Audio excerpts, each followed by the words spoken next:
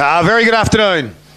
Let's get down to business. It is the Alinta Energy Gippsland League Grand Final. First semi-final day today here at Ted Summerton Reserve. Great to have your company on TRFM across Gippsland and the Valley. Of course, if you are streaming, make sure you check us out on the Listener app as well. This game is going to be an absolute cracker. Loser goes home. Traralgon, Wonthaggi.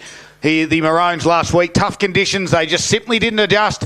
The conditions are a little bit breezy this afternoon as well. Can they adjust to that as well? They do face this cutthroat first semi-final against a power side that is certainly in form. A few changes for this Traralgon side will just shore up their defence a little bit with Joel Scolters back into the side. And they do like to run and gun. The offensive powerhouse that Traralgon is will really be tested today against this Wonthaggi side who play a real strong defensive game plan. A gutsy, gritty win last week has the power on a roll, and they're certainly looking dangerous. This is going to be a great game. We're looking forward to bringing it to you right here on TRFM across Gippsland and the Valley. All thanks to Harvey Norman Electrical. My name's Daryl Cooling. My co-caller this afternoon is Scotty Berrycree. Scotty, good afternoon to you. Welcome aboard, mate. Thanks for having us, Scuds. And good news, if we do have that draw you referenced earlier, we won't have to put the lights on because Boxer's phone's lit up like a Christmas tree since that joke. 15 messages, he reckons. And a very good afternoon to our special comments man. We've been cackling to ourselves during the ad break. Nick Lucino's here for Carpet Country. Well, he's just helped everybody dream about him since 1981. And Boxer, you're in the corner for a reason. You're facing the wall. You've got your dunce hat on. That joke in the pre-game was deplorable. Yeah, it was terrible. Actually, I can say it again. I said it yesterday. No, it was shite. Oh, okay, yep. Yeah, it was shite. It was. Absolutely. Just the delivery. It's all about the delivery, isn't it? It is. And today will be about these two sides delivering what we wanted to see as well, too. So I think we're going to have a cracking game of footy this afternoon. I think it'll just come down to, again, how they match up and what they do. And I think the setup from Wonthaggi will be better than Traralgon at the moment, so I'm favouring Wonthaggi at the minute. All right. Well, Paul Carter's here, our number one stats man in the business, all thanks to Gippsland Isuzu Ute. Don't forget you can win $2,000 cash this September thanks to Gippsland Isuzu. Head to the Gippsland Isuzu Facebook page for more information, or if you are at Ted Summerton Reserve, just find the Isuzu that is parked near the netball courts, in between the netball and the football change rooms. It's got all the QR codes that you need on there. You can scan those to win your chance for $2,000 cash. We'll draw that on Gippsland League Grand Final Day. Paul Carter, good afternoon. Good afternoon, Daryl and listeners. Yes, I'm a huge believer in momentum come finals time, and I think that's what Wonthaggi have. Although I still believe that there's not much between these two teams, and might be the thrilling game of the final series. I think Wonthaggi will have it at the end by about 5 points. Yeah, we've had a few different ones. Well, Paul's already given his tip there. Wonthaggi by 5 is Paul's margin. I think it's going to be an absolute cracking game of football. I just really love the way this is all set up, how it's going to pan out. The defensive side, you know, we talk about it all the time and how Wonthaggi play it, but they are the lowest scoring offensive team in the final 5 that's remaining, or the final 4 that are remaining now. They really do set up well behind the footy. They have numbers behind. They really close down the run and attack of opposition side. They're playing against a team that just has no care in the world in terms of ball movement. They want to take chances. We spoke to Troy Hamilton prior to the game. Ball movement, take chances, which means they're going to make mistakes, but they're going to move it extremely quick, and they're going to try and break down this defence of Wonthaggi. It's enticing. I think it's going to be a draw box. I'm going with the draw. I love the enthusiasm, and I love that the fact that you're an idiot, but at the same time, it's going to be an absolute thriller. I think both sides have got the same sort of... There's a couple of key players for me. Shannon Bray is one of the players that Scotty talked about. I think the ruck will be a key factor today. He's got his game cut out with Max Jacobson as well. But Ty Hourigan is the other player for me for Traralgon. He'll play either end. Who wins? For me, Wonthaggi by 20 points. And Scotty? Wonthaggi by 14 for me. All right. Well, that's interesting. Traralgon finished third on the ladder. And we've all tipped against them today. I know they like it when we tip against them on the Gippsland Live because generally what happens is we get it wrong and they win. I do think it's going to be a draw, and I think after that, of course, we play extra time, and it's 5 minutes each way, so I think after that... if we draw, then you got it back. You're going to have all my hair. If they draw today, you can have all my hair. Oh, every bit. From toe to head, all the way through. And I am part of carpet countries. That's why I am carpet country. I am full of hair. Well, we're waxing it. No, shave and then wax. No, we're waxing it, and I want to make sure. If we get a draw today, you can have every part of me right now. I don't want every part of you, to be fair. I've got a client that will certainly be willing to wax you. Don't worry about that. Live? Not live. There's no live feed. All right, what have you noticed, Box? You're here for special comments. I can let you know that Traralgon are kicking towards the city end of the ground. Wonthaggi will be kicking towards South Street end, which is with what we think a little bit of breeze. And where does Ty Hourigan start, Box? He starts down back at the moment. It looks like that Scolties is going to go... Oh, Scolties has gone to McGinn's, by the look of it. No, he's gone to Williams. No, he's got Williams, yes. He's gone to Williams. McGinn's in the goal square with Whack. So Whack's gone to... First quarter is underway. Jacobson and Big Thomas gets the tap down first of all for power. So he's going to start the ruck duties in there. We're going to have it again. And the umpire will have a secondary bounce. So Thomas going to start to do the ruck duties. Jacobson with a big tap down. Chug was off the back there. Gave it a quick handball to McMillan. That was Thomas. And the kick's nice. And he found Thomas again. He lowers the eyes and goes towards and finds Lindsay, who takes the mark in front of Hourigan. That breeze just held up. McGuinness on a long, searching lead. Goes there now. Oh, good hand in there from Jacobson. Across to McMahon. The switch kick to Halliburton had to wait. And he takes the mark and quickly plays on. Now to Ambler on the outer side. Right foot kick. Does a fine Lopez? No, it doesn't. Bray's going to start back and he'll spend his time in the ruck at some point. We've got a boundary throw in out of side here at Ted Summerton Reserve. Yeah, great work there by Jacobson too. Just to fall back inside that kick, because the kick was nearly spot on from a great lead from McGuinness as well. So good work from the midfield to push back to really clog up that space inside their 50. So it'll be Thomas up against... and Thomas does win the ruck. Jewel gets the handball down. They go through hands here to Sparks, who had plenty of it last week. He looks to get the ball to McMillan, but wrapped up in a tackle. And Traralgon will look to set things up through the middle of the ground. Ball spills free. Ends up in the hands there of Tiziani. Wonthaggi go forward out to the far side flank. And the boundary line will win the conversation before... Now, we might have a free kick here, Scotty. Coming back?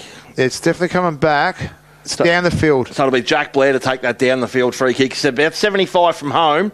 All three forwards lead into the same spot, which is not overly helpful. McInnes now doubles back, and Blair just pops in a little one there over the head of, courtesy of some wonderful defence, over the head of Murray, courtesy of some wonderful defensive whack. Wonthaggi win the ball and go top of the square. Numbers win out here, and they get the snap around the corner for the opener.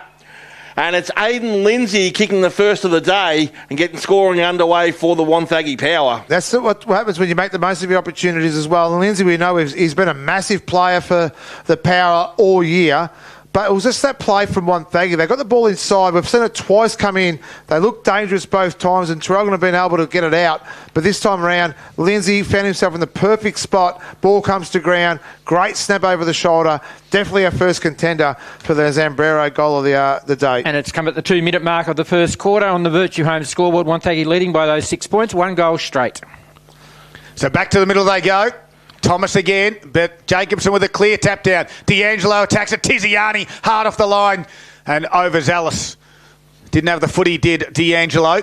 He'll quickly play on. The run across half-back there was from Membry, and he found Halliburton, top of the 50. He wants to give a hand quickly too. Daltrey, inboard kick was partially smothered. Ambler works hard, wrapped up with a Tiziani tackle. Umpire says my ball 40 metres out. Yeah, Scott, just from that stoppage then from the middle, the bounce, O'Connor was free on his own inside the defensive 50, Wonthaggi. Jacobson another tap down. Bates got the footy though and then kicked it towards the boundary line. Sparks tried to keep it in with McMahon and the boundary line wins. So I'm not sure whether they're going to try and do that defensive play with a 7-man back line when they kick a goal, or whether they just did that because of the fact that Traralgon dropped a player back. So the two big ruckmen will go at it again. Half forward flank for Traralgon, far side of the ground. And Jacobson gets a lovely little flick out the back. And they're off to the races here through Daltrey. Daltrey goes top of the square towards Hamilton. He's got company down there, though. And Fergus O'Connor chips in and takes the intercept mark. Has one bounce and kicks up here to the wing. A 2-on-1 numbers favour Traralgon, but Lindsay's good there. Gets a handball up there to young McMillan. He takes his time. No pressure, the young fella. And the two baldies combine. It's Gilmore. And he finds O'Connor centre wing. And they'll just settle things down. The man with two middle names screams for it in the middle of the ground in Jacob Thomas, but that's ignored, and he goes long to half forward. Numbers advantaging Traralgon here. Jacobson gets back. He's got Wack for company. Wack gets his hands on it, flicks a handball out there to the runner, Daltrey. Daltrey gets the ball taken off him, though, by McInnes. Big tackle laid there by Wack. Numbers advantage Traralgon, although a free kick's been paid here, and it's going to go Wonthaggi's way. Wonthaggi, Wack just a little overzealous there in the tackle to McInnes. And this will test his leg, Scud, from just outside 50 early doors and really tell us about that wind as he kicks to the South Street end. Yeah, you're spot on. It is coming across from right to left, so you think he's got to start it to the right goalpost, just depending if it is right to left or if it's a little bit in his face. He's a big kick, Scud, so I'll really back him in here as well. So McInnes now, steady approach. Kicking into the teeth of the breeze. The big boy Jacobson down on the line can play a role here. He shorts the kick to the top of the square. Numbers fly. Quick snap around the corner by Lindsay for his second attempt on goal. Stacks on the mill. And there's a pile of humanity down there. There's about 14 players in the goal square. And the umpire trots in and will toss it into the air 4 metres out directly in front of the Power goal. Yeah, Thomas was the last one off the bottom of the pack, and now the ruckman goes out. So McInnes up against Jacobson. Jacobson tap down. Dangerous spot. Blair trying to get a handball out. Quick handball, and that was a throw. Traralgon's going to get the free kick through Jackson McMahon. They've been really dangerous inside with their smaller players too, Wonthaggi. They really want the ball at ground level to really put the pressure on the Traralgon defenders. First quarter for Virtue Homes. Margin sits at 6 points. Favour the Power. Membry's got it into the back pocket for the Maroons. Nice crowd building on Sunday afternoon. Great to have your company on TRFM. Hugs the boundary line with a kick, centimetre perfect. And finds Big Jacobson. They want to go inboard. They'll take that risk every day. Ambler's got it, and he'll continue, Willie. He's looking. He wants to go inboard. He doesn't want to come back down the line. And that was a message pre-game. He decides to switch. Membry's got it. Outer wing they go. Daltrey will be the target. Finds him on the chest. Wax there. Inboard they go. Holds up in the breeze. Bray with a spoil. Wax second effort was good. Got it onto the left boot. It's going to come back though as Bates drives it back inside forward 50. Membry with a sit. Good body work. Takes the mark and they relieve the pressure. And they get it into the right man's hands in Hourigan here. Hourigan's got another short option available to him and he uses Tate Marsh. Marsh just outside defensive 50. Jacobson, who's had no one go near him all day, takes about his third mark. He plays on and gets onto that right leg. Kicks more central here. It favours the Power though. And a mark taken there by Bates. He dishes a handball off to the run of Chug and Wonthaggi turned defence into attack. And look at that. Unreal. McInnes was left all on his own because Traralgon had set up to spread, turned defence into attack themselves. McInnes sneaks out the back, takes an uncontested mark on a 45-degree angle, 40 metres out box. Yeah, spot on there too, Scotty, because Traralgon spread to this commentary side of the ground. Once the turnover happened, Wonthaggi already had the numbers across the ground to actually win the ball and kick the ball to the fat side where McInnes was in the perfect spot to have a shot at goal right now. Now, he had a sider from here earlier. This is his second chance. This one he hits better, but it goes skinny side, minor score only. Taking Wonthaggi to 117. Traralgon yet to score, and that's on the Virtue Home scoreboard. We've played 7 minutes. It's telling us a lot about this breeze, isn't it? Yeah. Both kicks he run to keep really low, and unfortunately, he's had one short and then one across to the left. So probably the range is going to be around that 40-metre mark. You don't want to be kicking too much more than that at that top end. Membry brings it back in, comes to the near side, looking for a little bit of protection. Hamilton couldn't complete the mark. Ambler there, spun around a 360, gives it to Tom McMahon, under pressure, coughed it up. Hayes is there to pick it off. Outside 50, in he goes to Jack Blair. Couple of bites at it, couldn't complete it. McMillan goes hard, and that's Thomas. And equally up to the task there was Tom McMahon as well. Hourigan saved the day and causes the stoppage. They make it 8 minutes. First quarter for Virtue Homes. Jacobson tapped it down. D'Angelo there quickly wrapped up. Looking for over the shoulder and sucked in there, I think. He just lowers it, quickly plays on. He gives it to Jacko McMahon. So McMahon puts himself under a little bit of pressure, runs a full 360 and gives a handball back. D'Angelo's kick looking down the line from McKenna, who's a long way from home. And a big spoil there from the man with two first names in the ruckman for Power, Jacob Thomas. And he puts it out of bounds for a throw-in right in front of Coach Hamilton down there for the Traralgon Maroons. And we'll flip this one back into play. They come in a good half cricket pitch, so this one's going to land a long way in, and it's a decent heave. And the ruck tap gets over the back to McMillan. He handballs more in hope than anything else, and they've turned it over in a dangerous spot. Although the handball was a little bit too hot there by Daltrey, and it's turned it over here, and it'll go the way of McMillan of Power. He kicks in, but it is all Traralgon setting up behind the ball, and Hourigan takes the first of what will be many marks today, and he sets the ball out in front of Scoltz on the far side of the ground. He pops a handball over the top there to the runner, Halliburton. They're doing it by hands now, and the blonde hair of Cooper Brown now has it far side of the ground. His kick's not so good. Chug gets in and gets a hand on it, steadies the ship for power, uses the left leg, goes long down the line. Just a little bit too long, and Hourigan is able to intercept for Traralgon. Calm as a coma. A bit of give and go now by Hourigan. He sells a little bit of hand candy, kicks down the line, and Chug intercepts again. Here's Scud. Yeah, I love the fact that it's going to be the Chug Hourigan show this afternoon. I think Chug down back, half back, has been a revelation down there as well. And they've just found each other both times the ball's come in and out of their field and back at the moment. So Chug kicks it back down and taking the mark there with Scolters. Back into the side. Good to see Joel back out there. Inboard with a kick. Hangs in the air. Whack. Can't complete the mark. Power's got numbers everywhere. Murray twisting, turning. Gives a handball to Sparks. And Sparks from 60 ran into a strong tackle play onto the umpire. Willerton was there. Left it behind. Gets towards Blair. He squeezed the handball out. A big don't argue from... it was there on Patterson. Kicks it high to the top of the square. No one can mark. Lindsay's already got one. Now he steps again. Hourigan on the last line. Takes the mark. Outlet kick was good to Jacobson. He's got a handball over the top to Marsh if he wants him. Waits and waits. Now he gets to Marsh.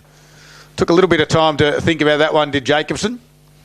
And Tate Marsh goes inboard off the side of the boot. This is coming back. And it's Dickinson who's got it. Gives it across to Sparks. He had a little fumble. That's rare. Has to go back and find it to Sparksy. And he tries to shuffle it out to Lindsay. Umpire says my ball. 10.5 minutes in on the first quarter for Virtue Homes. Sees a 7-point margin to the Power. Just waiting for a side to settle down here too. A lot of mistakes being made by both sides, Scud. And Thomas wins the tap down, but it only goes as far as Marsh at Traralgon. He hacks the ball into the middle of the ground and it stacks on the mill. And will reset as Cade Root is ridden into the ground in a fair tackle. So we'll set this one up just forward to centre, favouring the Wonthaggi Power scoring end. And they do win the tap through Thomas, but they're not able to get advantage from it. And Marsh hacks the ball forward again. Gets out the back of the contest here. Traralgon favoured initially by the bounce, not so much the second time round. Cooper Brown goes in and picks it up. Shrugs one tackle, gets a handball off. They're doing it in halves here under all sorts of pressure. And dropping the ball, or maybe incorrect disposal perhaps more likely, and the Power will take the free kick and it'll be Patterson. And he plays on and has a bounce at centre half back. Now looks to straighten things up, kicks to a one-on-one. The kick drops in short and favours the lead of Jared Blair. He rolls onto the right leg. His kick's too short as well. Hourigan gets hands to it first. Can't keep it cleanly in front. They go a second time now, and it'll be Tripodi who settles things down and finds a teammate on the half-back flank in Dunbar. So far side of the ground, half-back flank, Traralgon kicking into the breeze. Dunbar ball in hand, goes as long as he can down the line. Nice body work there by Chug to put the big fella underneath the footy. But he sets his teammate up with a horrible handball, and they've turned it over here to Hamilton of Traralgon. He flicks a handball inside. There to be one. D'Angelo gets his hands on it, but he's wrapped up in a big tackle. Ball spits out sideways. Traralgon hack the ball forward, but it's all greenery in front of them. All that grass that Scud was talking about in the pre-game, and it goes out of bounds on the full, off the foot of Reuters. Power to take the free kick far back pocket. Yeah, spot on, Scotty. Touch, Scud. Touch, it'll be a throw in. They really set up really well behind the ball, Wonthaggi, so really putting a lot of pressure on the ball carrier from Traralgon to try and get it inside their 50. When they do, the ball is going nowhere. Well, this is their chance for the Maroons. Lopez with a nice tap down. Ambler worked hard at ground level and then tried to flick it out. He's been pinged for legged, I reckon. Ambler's going to get the free kick. Man on the mark stands about 37.5 metres. Ambler will probably have to kick at 40 boxer. What are your thoughts? Yeah, tough. The wind will be in his face right now. I was looking for the flags, but they're like near the can bar. So, but I can see the flags blowing across the ground. So, a tough kick from here, but not impossible.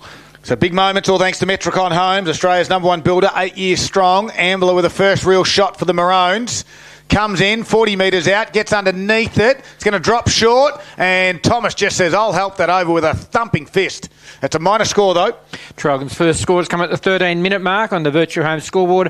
One behind 1 point, trailing Wonthaggi, who are 117.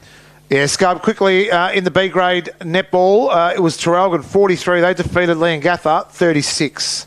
So Power come in initially, short kick into the back pocket, now go long down the line towards Thomas. Plenty of Power players there at ground level. They win the ball by hand. Now they've turned it over in a relatively dangerous spot here. Traralgon will do well to kill this contest, which they do.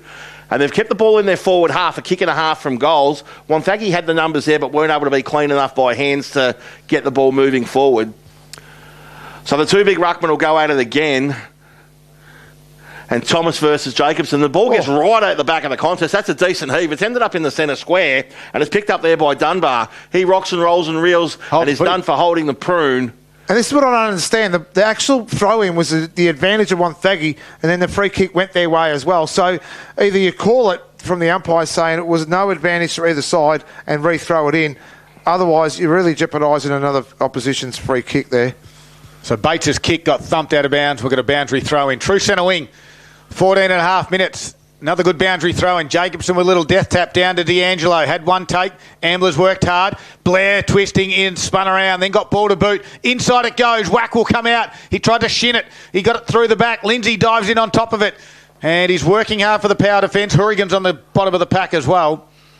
And the umpire will have no other option to ball it up. Margin at 6. Thomas and Jacobson. Jacobson with a tap. Tiziani there. D'Angelo. Tiziani goes again and tries to do the ray gun breakdance move and got pinged for holding the footy. And just got a bit of a shove, did D'Angelo. No 50. Quickly plays on to Membry. Membry's kick's going to go down Sparks, although one hand couldn't complete it. Handballed out now. Nicely done by Cunico. Now to Jacobson. To Willerton. Handball over the top to Tripodi. Can't take it cleanly. Coming the other way is Knowles. Off his shin, out of bounds. And I don't know if he's got a hard tag or not, Box, but every time Sparks touches the footy, he's under all sorts of pressure. Free kick off the footy here. Jack Blair got dumped, and he'll get 50. Jake, that is silly for Jacobson, but the umpire's going to give him, the benefit of the doubt. He's evasive as well. Wow.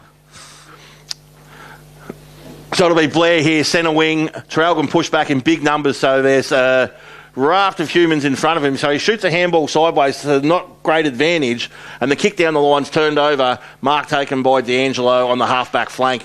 He does come inside. They've been trying to do this all day. This time they were able to find the target there. Mark taken by Daltrey. He looks outside, but he's encouraged to go inside, but there's too many numbers out this side of the ground. And a nice simple mark taken by Tripodi.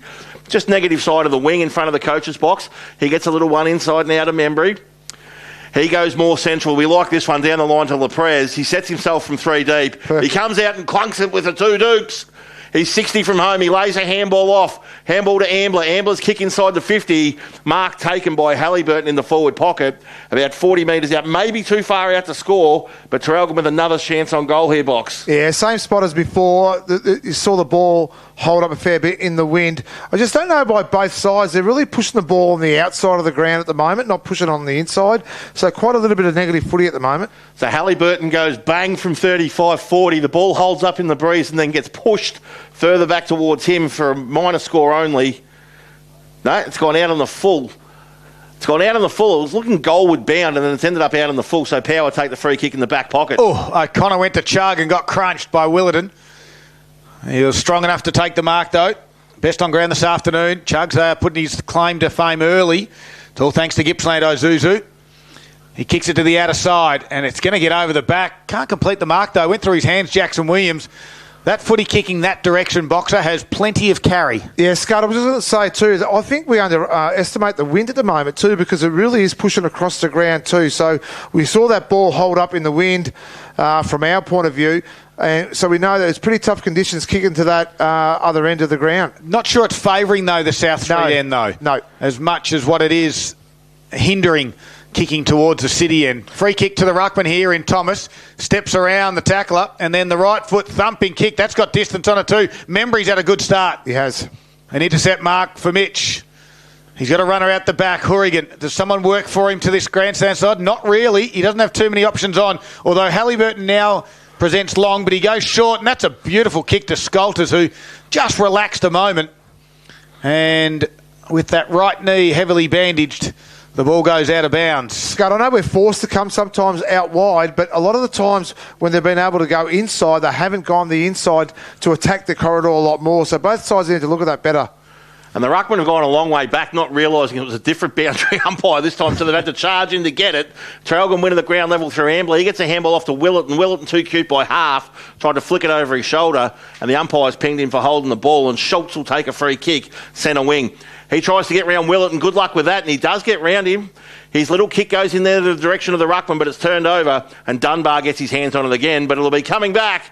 Oh, no, drop the mark down here, the Wonthaggi power across the centre of the ground, putting his head over the footy. It was Dixon dropping the mark, putting his head over the ball with Schultz.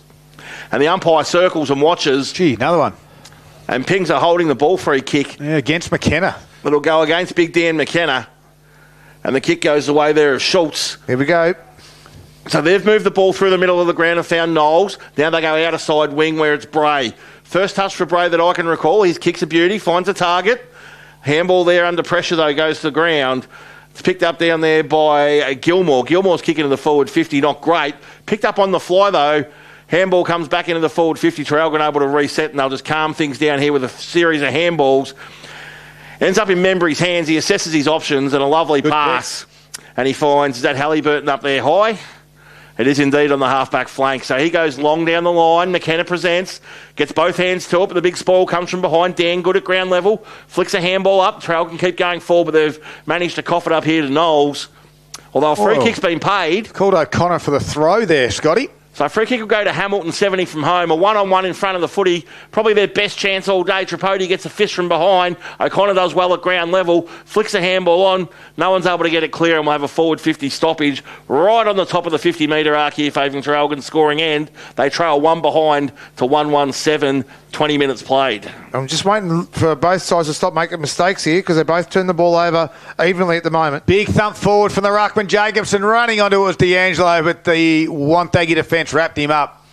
We'll get another stoppage, a little bit closer to goal, though, for the Maroons. They haven't managed to major just yet. Is it perceived pressure, Scud, or just the pressure on both sides at the coughing the ball up both ends? I think pressure is enormous from both sides out there at the moment. It is hot footy, as you'd expect. Bray took it out of the ruck. Little kick. Out goes towards the top of his defensive 50. Halliburton went to ground. Tripodi it was. Sparks hammered over the shoulder. McMillan now across now to Patterson. Inboard. Blair with another handball. Dickerson's there. They get out of it. No, they don't. That's holding the footy. So 5 or so handballs. And they didn't get away with it. Chance Daltrey wanted the advantage. And the ball's going to come back. Not only no advantage, Darryl, they've kicked the ball 55 metres away, which is going to allow the power of defenders to set up behind the footy here. So when the ball does come back here, it'll be Wack to take the kick, but McMahon to take the kick, but he's going to have about 30 blokes between him and the goals. Special comments this afternoon, all thanks to Carpet Country. Blood rule. So they're just going to hold on to this one. Jack Blair's going to come off, just get a little bit of work done. Not again. Now, he's the same bloke last week. They took off with a little graze on his arm. Now, there's a knee last week. What is it this week? Who knows? So he's going to get a little bit of work done. Can't see any... That knee again. No, it's on the elbows. Same one. So Tom McMahon has it, and he wants a handball out the back, but Membry wasn't ready for it. McMahon chips it in to the dangerous spot. The big pack, Hamilton, had to become the spoiler. Then they rove. Ambler was the one that picked it up. Hayes and Sparks for the power. Traralgon get a goal on the off now. The ball inside 50. They've got it inside a few times. They haven't scored. This is where if they can do this, that's a big win for them. Well, the question is if Halliburton got ran down from behind by McGuinness. Play on to the umpire. They hold a moment, and now we have a ball up. 40 metres out from Traralgon's goal. They're kicking towards the city end of the ground at Ted Summerton Reserve. Great to have your company right here on Gippsland Live. So it'll be Bray up against McKenna. McKenna gets it out to a dangerous spot, but it's all power at ground level. They go through the hands here. Dickinson ends up with the footy. His kick goes up and down in the centre circle, and Traralgon will just set up beautifully behind the footy, and Membry runs onto it and does as he pleases. He goes thump with a decent drop punt down the line. But the big boy down there is Thomas. He goes back, Mark Andor, free kick. No, it's not Thomas, it's Bray.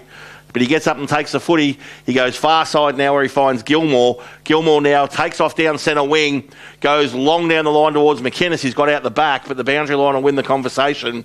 And there's an argument between the player and the boundary umpire about whether or not it's out in the full. Boundary umpire wins. It was out in the full. Traralgon free kick. Maybe the Traralgon player won that one. He convinced the boundary umpire that it was out of bounds. Inboard kick to Neocleus. Back to Wack. They want to run and gun. The kick from Wack goes down the line. Big spoil from Bray. Gets to ground level. Sparks is there. Somehow gets a handball forward. Wack comes. They go hard. McGuinness held the strength. Oh, that was just seemed to be good play. Wack gave away one over the shoulder. McGuinness has just taken in the big ones. Trying to get that wind in from yesterday, Boxer. Yeah, definitely. If you get Anyway. McGuinness has got the breath back. He drives it inside. The big fella, Ruckman, tried to complete it. Couldn't. Lindsay's there. Scolters wraps him up straight away. We'll have a ball up. He's disappointed there, Thomas, too. He should have probably marked that. He was in the best position to do that. I like the fact that he's actually rucking first up. So Thomas v. Jacobson, ball comes to ground. Blair gets it. Ooh.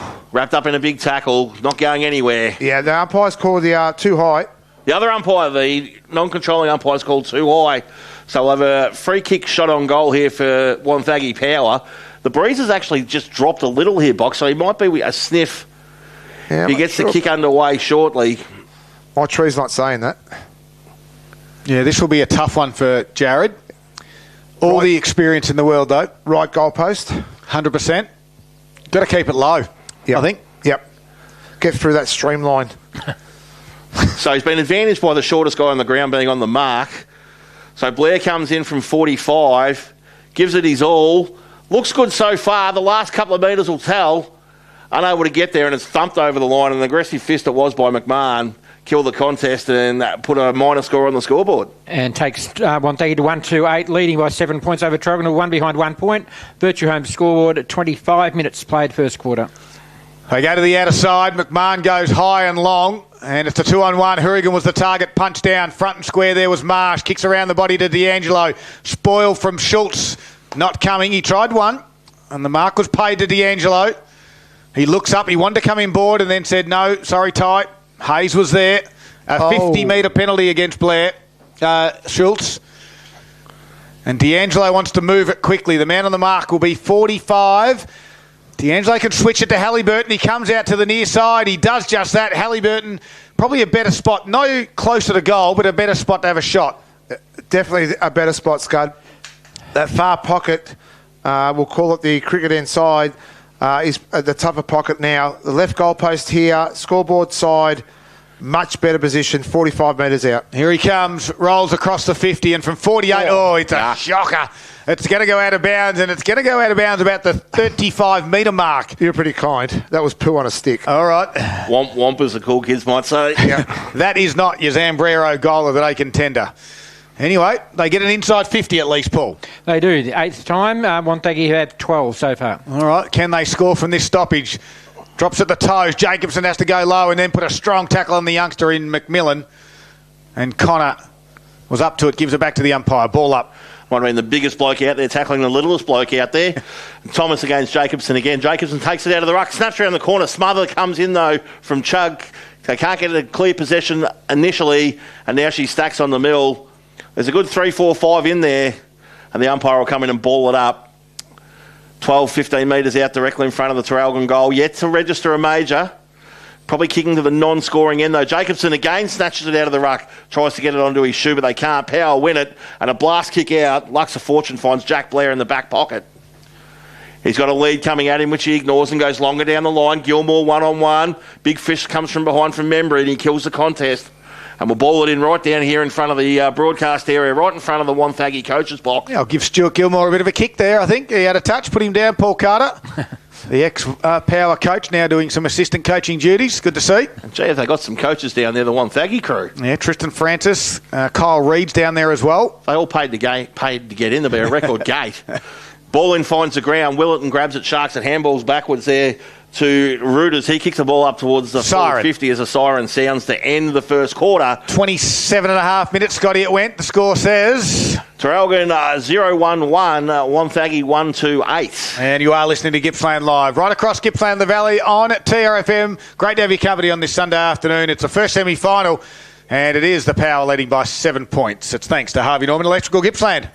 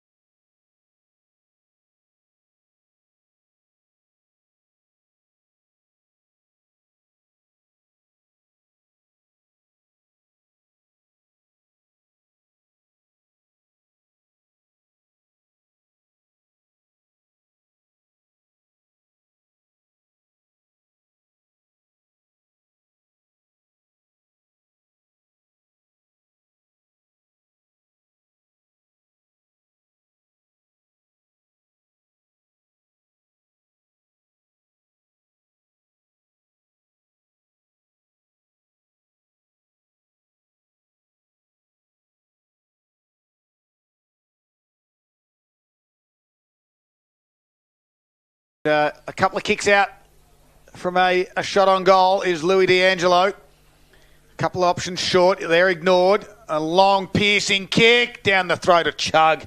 He's having some sort of game. One of our players of the day so far for Gippsland, Ozuzu. Chug goes back to the outer side. Rinse and repeat. Out the back. Bray off the chest. Can't complete the second one. Socket off the ground and goes out of bounds. True centre wing, outer side. 5 minutes into the second quarter for the Moe Racing Club. Moe Cup Day's not that far away. Chug 8 disposals and 3 intercept marks so far. So it'll be Bray up against Jacobson. Jacobson having some footwear issues out there, Box. Keep an eye on his right shoe, mate. I reckon he's struggling. Bray wins it, hacks the ball forward.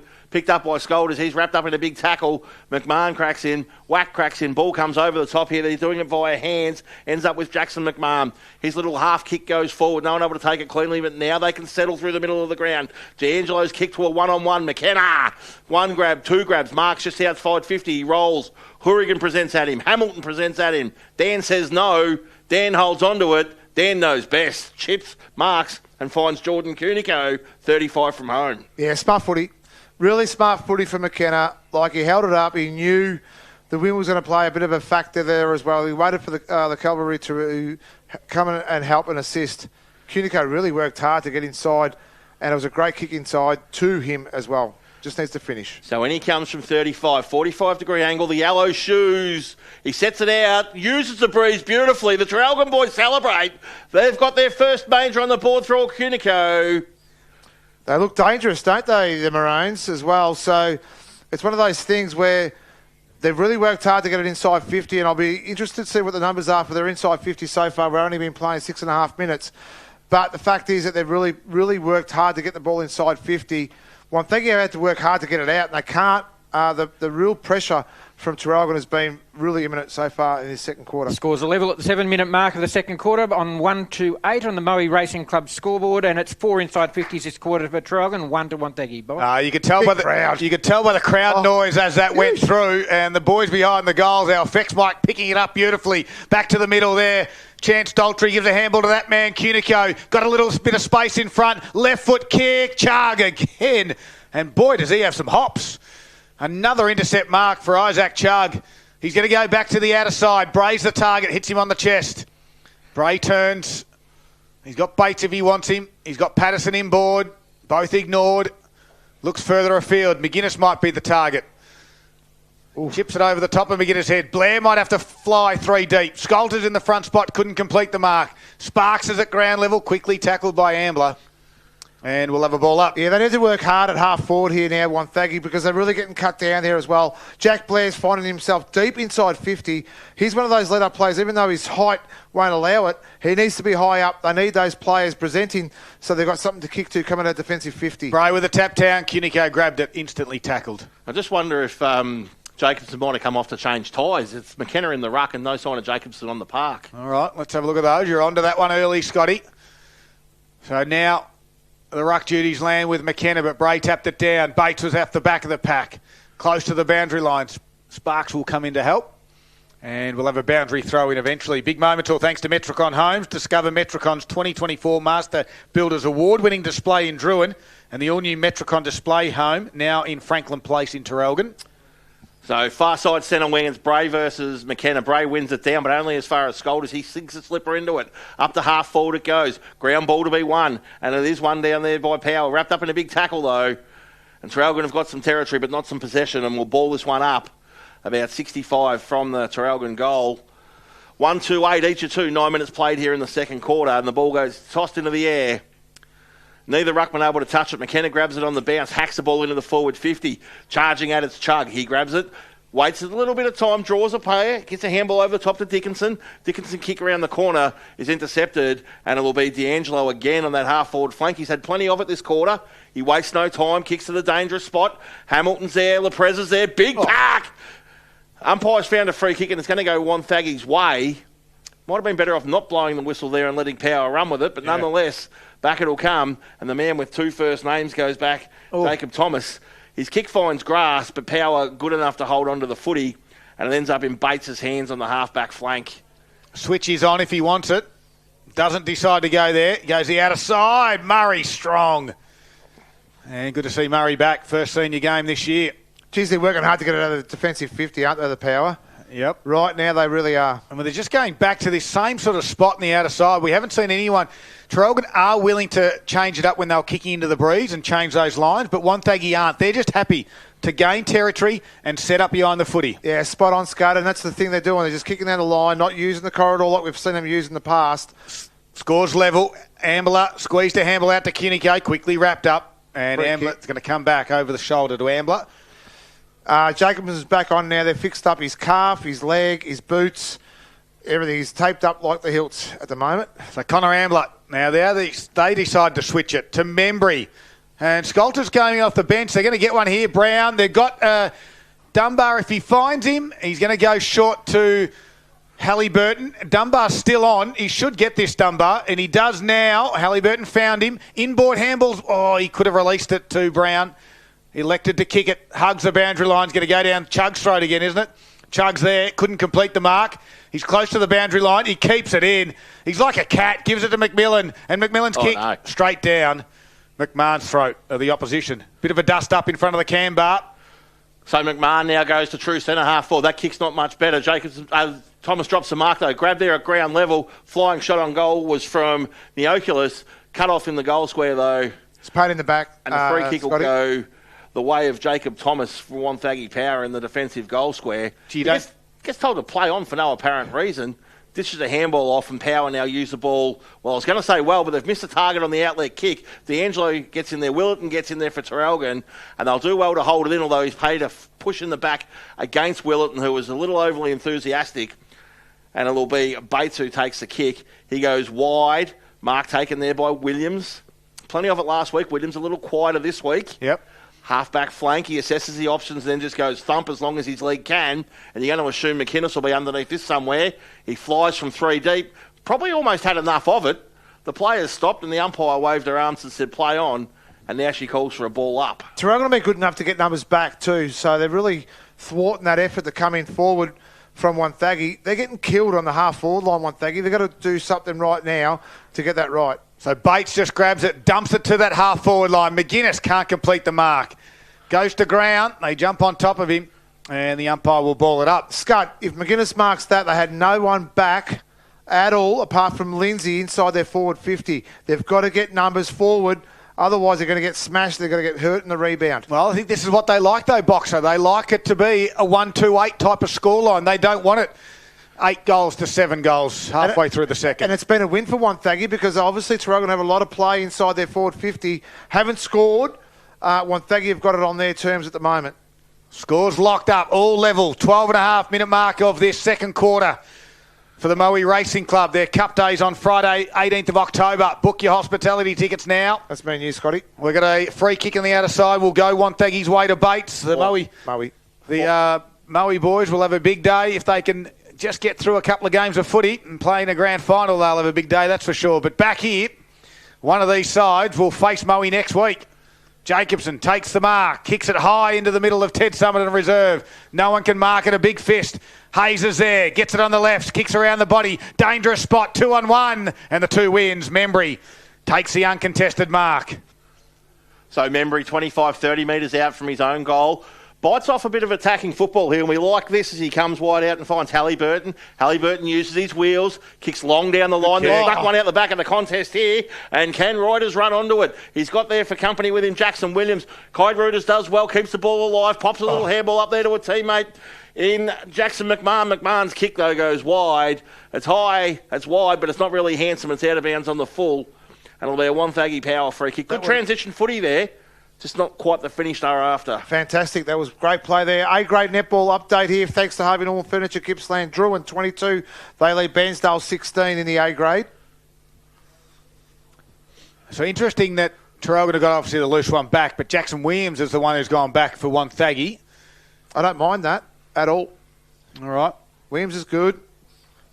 So bringing this ball back into the field of play is Knowles. High kick. McGuinness will fly, but in the front spot, Patterson takes the mark, looks up. He's going to come down the line. Bray's there in a mismatch with Brown.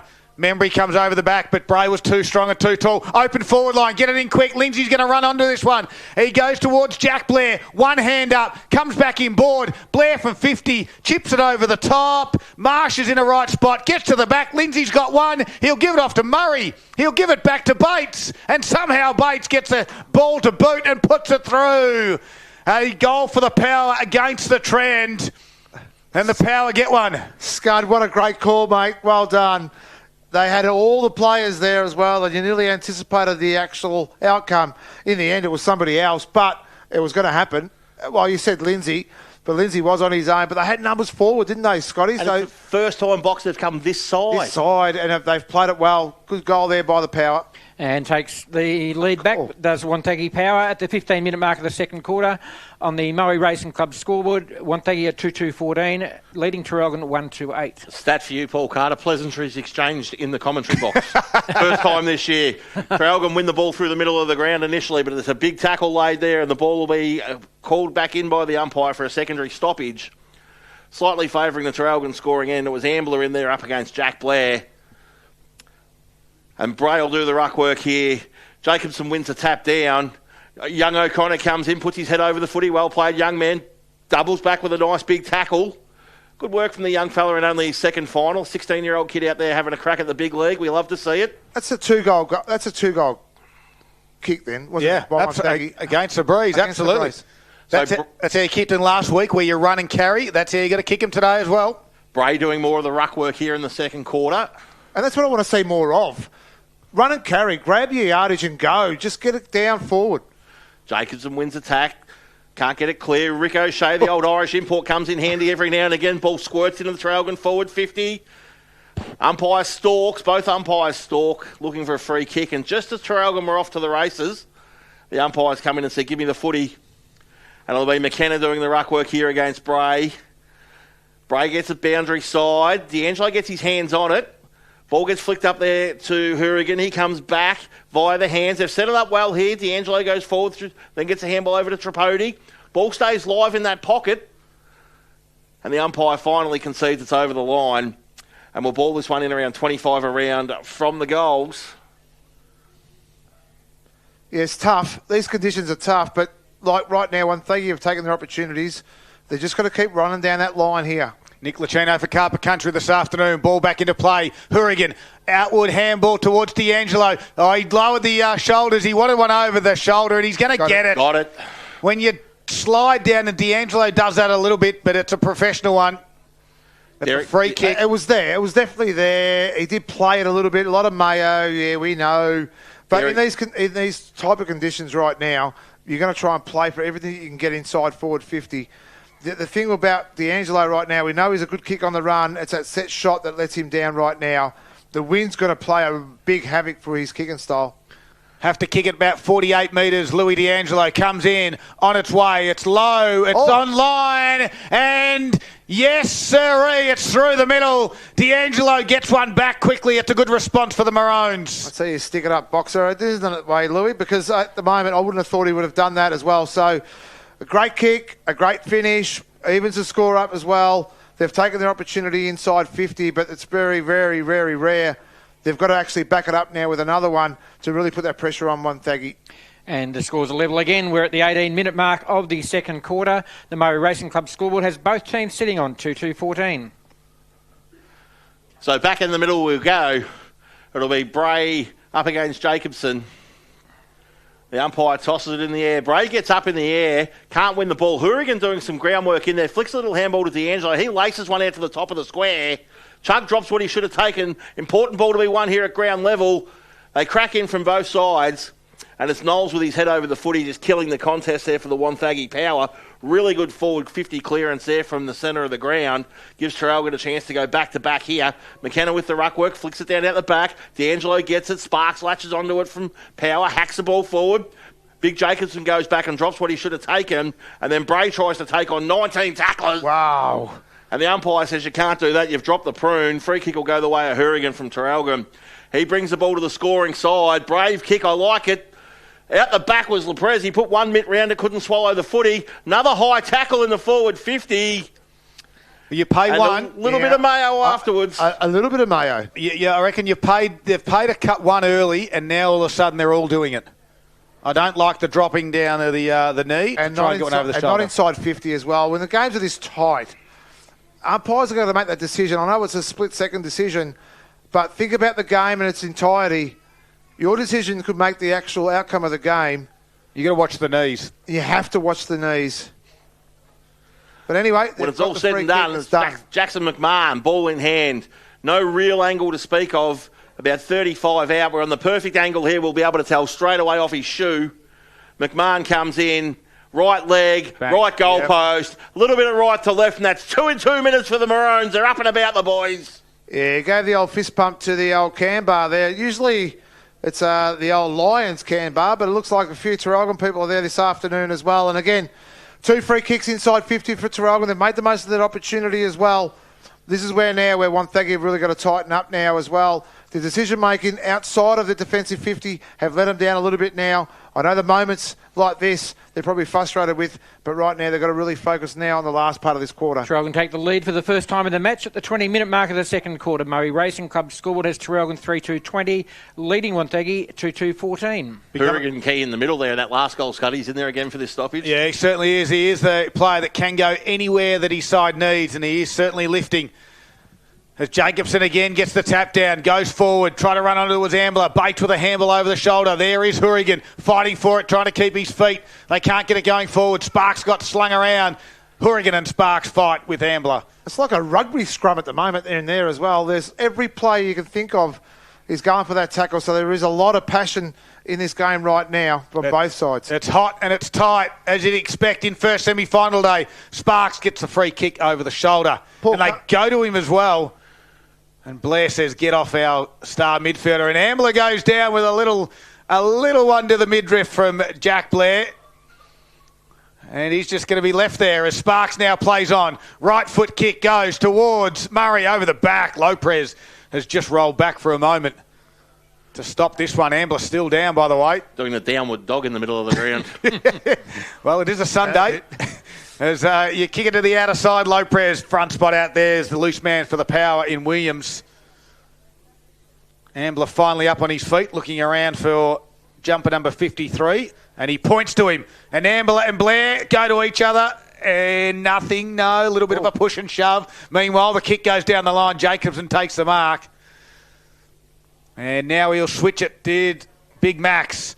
Out towards Neocleus. He's got one further afield in Chance Daltrey, and he's got a bit of space. Jared Blair will close. Daltrey takes the mark. Looks up. Sculters is there if he wants him. It's an ambitious kick. Goes towards. Great hands by Dunbar. And Huey Dunbar will look to go down the line. Lopez is there. He's the target and will take a mark unopposed. Outside 50, Big Dill. I don't think he's got the distance. He's right on 50. He keeps it low. He pierces it. And the Zambrero. No. It's touched on the line.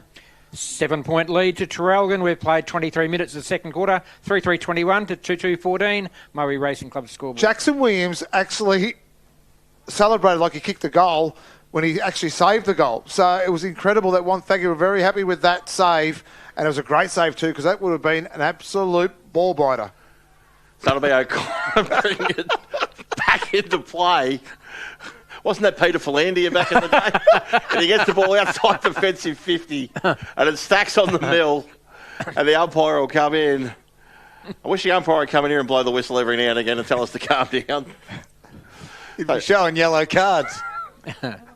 So the ball gets tossed up on the half-back flank. Jacobs unopposed, gets it down to Ambler. Ambler's kick goes into the forward 50. Chug comes out, drops the mark. Bray down there picks it up and goes woof, but he goes straight into the guts of the opposition player, Cunico. He picks it up and goes towards the skipper in Leprez. He's wrapped up in a big tackle.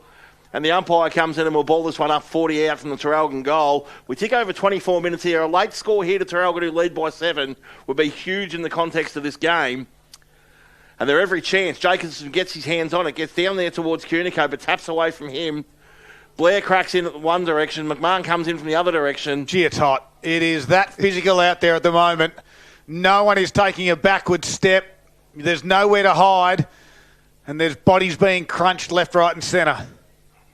24.5-minute mark. Margin sits at 7. Trying to fight at ground level is Neocleus. And the umpire will do it again, Box. They will, mate, and they've got a day difference in regards to recovery at the moment because Traralgon had that day extra, so they can really show it now. Quick handball from Willardon to Neocleus. Snap around the body. He's going to go to the last line. Standing there, though, Fergus O'Connor takes the mark on the last line. Moe Racing Club second quarter action here on TRFM. Great to have your company. It's Gippsland Live, bringing you all the finals action of the Alinta Energy Gippsland League. Scott, I feel like Wonthaggi want to defend this score at the moment. There's still, they're 7 points down at the minute, so they need to get a goal before they do this. Tommy McMahon plays on, steps around McMillan, unloads from 45, kept it skinny. In fact, it was that skinny, it was out of bounds on the full. So if you're going to defend this sort of lead from Traralgon, Wonthaggi, they need to get a goal back, so they've got to be an even peel coming into that third quarter. So O'Connor off a step, gets it outside defensive 50. Bray the target. Whack comes in from 3 deep, keeps the ball active for Traralgon. They get out the back here, though, the power, and they could be off to the races. And if they pick the target, Murray. They miss the target. The handball just needed to find a bit of body there, and they were off. And it would have been Thomas McMillan. He's got some good wheels on him, the young fella. They wouldn't have caught him. Blood rule again. Is it Blair again? He's been sent off. Can they just tape him up? For the love of God, it's 2 weeks in a row. I'll go down there. I'm going down there. No, you're not. Stay in the box, Nick. Well, it's 3 weeks in a row, same arm. It's ridiculous. In the end of the day, the umpire's picking him for him right now. The emergency umpire said to him last week, you're fine, but it wasn't obviously fine. Tape your arm up, son, now. Yes, there's his elbow. Oh, I don't think they will. Boundary throw in, 26 and a half minutes gone.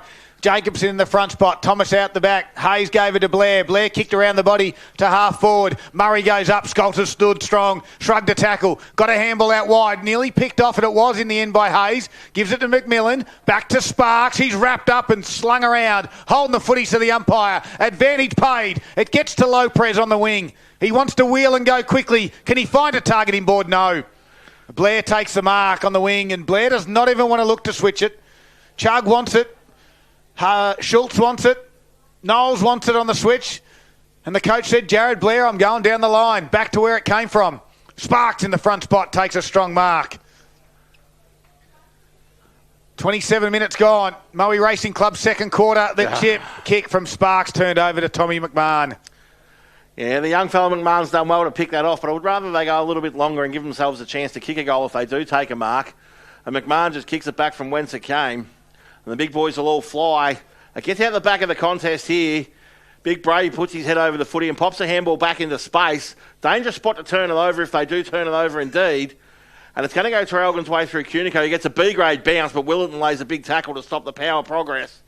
And we'll ball it up in between the two centre circles box. Around the grounds, all thanks to Harvey Norman Furniture Box Up. Yeah, in the A-grade it is drawn now, 26-25. A real tight one in the A-grade game. Ball up, ball down. Finds grass. Sparks picks it up, pops the little handball out there to Hayes. Hayes goes to that half-forward flank. Schultz cracks in. Schultz cracks in and doesn't get rid of it, and the umpire says free kick. McInnes gets up, plays on straight away. Probably wishes he hadn't have in retrospect because the kick stinks. And the ball stays outside defensive 50, and Traralgon just pile on now. It's their turn to defend for 30 seconds or so, and they get numbers back behind the footy. This was a brain fade by then by Cooper. I think he just needed to really steady the ship there. And they had it inside, 60 out from goal, steady the ship. So Bray gets a backhander onto it.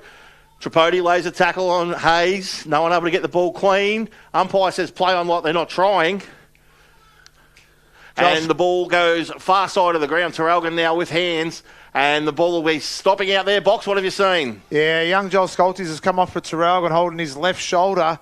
Not a good sign there for the young fella as well. And for Traralgon, especially if he's hurt. He had the job on Cooper McGinns. It might have been that contest that we spoke about that McGinns got the free kick from as well. I'll keep an eye on that.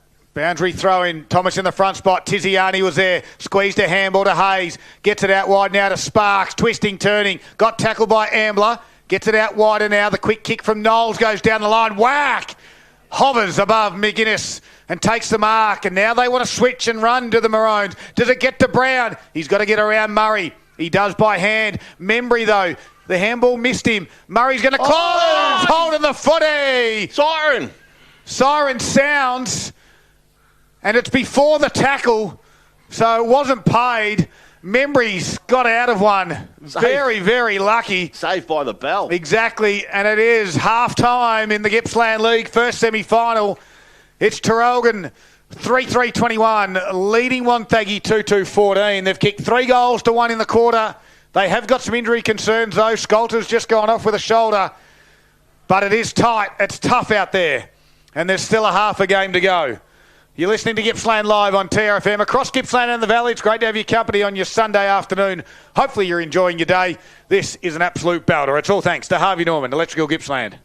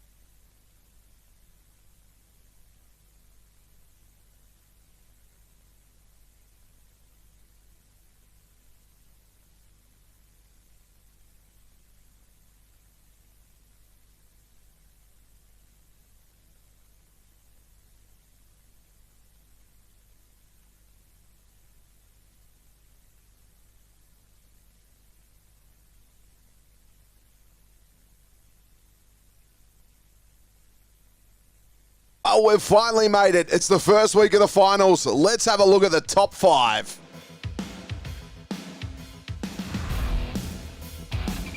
Starting us off at number 1, Noah Anderson from Wonthaggi here. Great creative stuff. He kicks this mid-air, though. A fantastic finish. Well read and quickly got ball to boot. In a blink of an eye, Wonthaggi have got 2. Number 2, it's Ryan Sparks here from Wonthaggi. He gets the hand pass out of the back and big snap for the goal. Handball off there with teammate in Sparks. And the best man on the ground kicks the best goal of the day. Number 3, it's Chance Daltrey here from Traralgon. In blustery conditions, he unloads from beyond the arc and sends it home. He gives it to Daltrey. Comes back onto the right foot. Thumps it high and long. Breeze might bring this back beautifully from a standing start, if you don't mind. That's the spark the Maroons want, and it's come from Chance Daltrey. That's a thumping kick. Coming in at number 4, it's Lucas Tripodi here from Traralgon. Just gets the hand pass and shapes this one through. Lovely, lovely stuff. Might own Cafe Aviva, but he might have a Zambrero burrito in his hand. Yeah, perfect build-up for... Number 5, it's Max Woodall here from Moe. We saved the best for last. Look at him go. 1 bounce, 2 bounce, 3. Can he get a 4th? He does. He lines it up. Is it home? Oh yeah. Max Woodall was cooking. It's one of the best we've seen all year. And the youngster in Max Woodall, take your hat off to that. A running, bouncing goal. There's none better in this game of footy.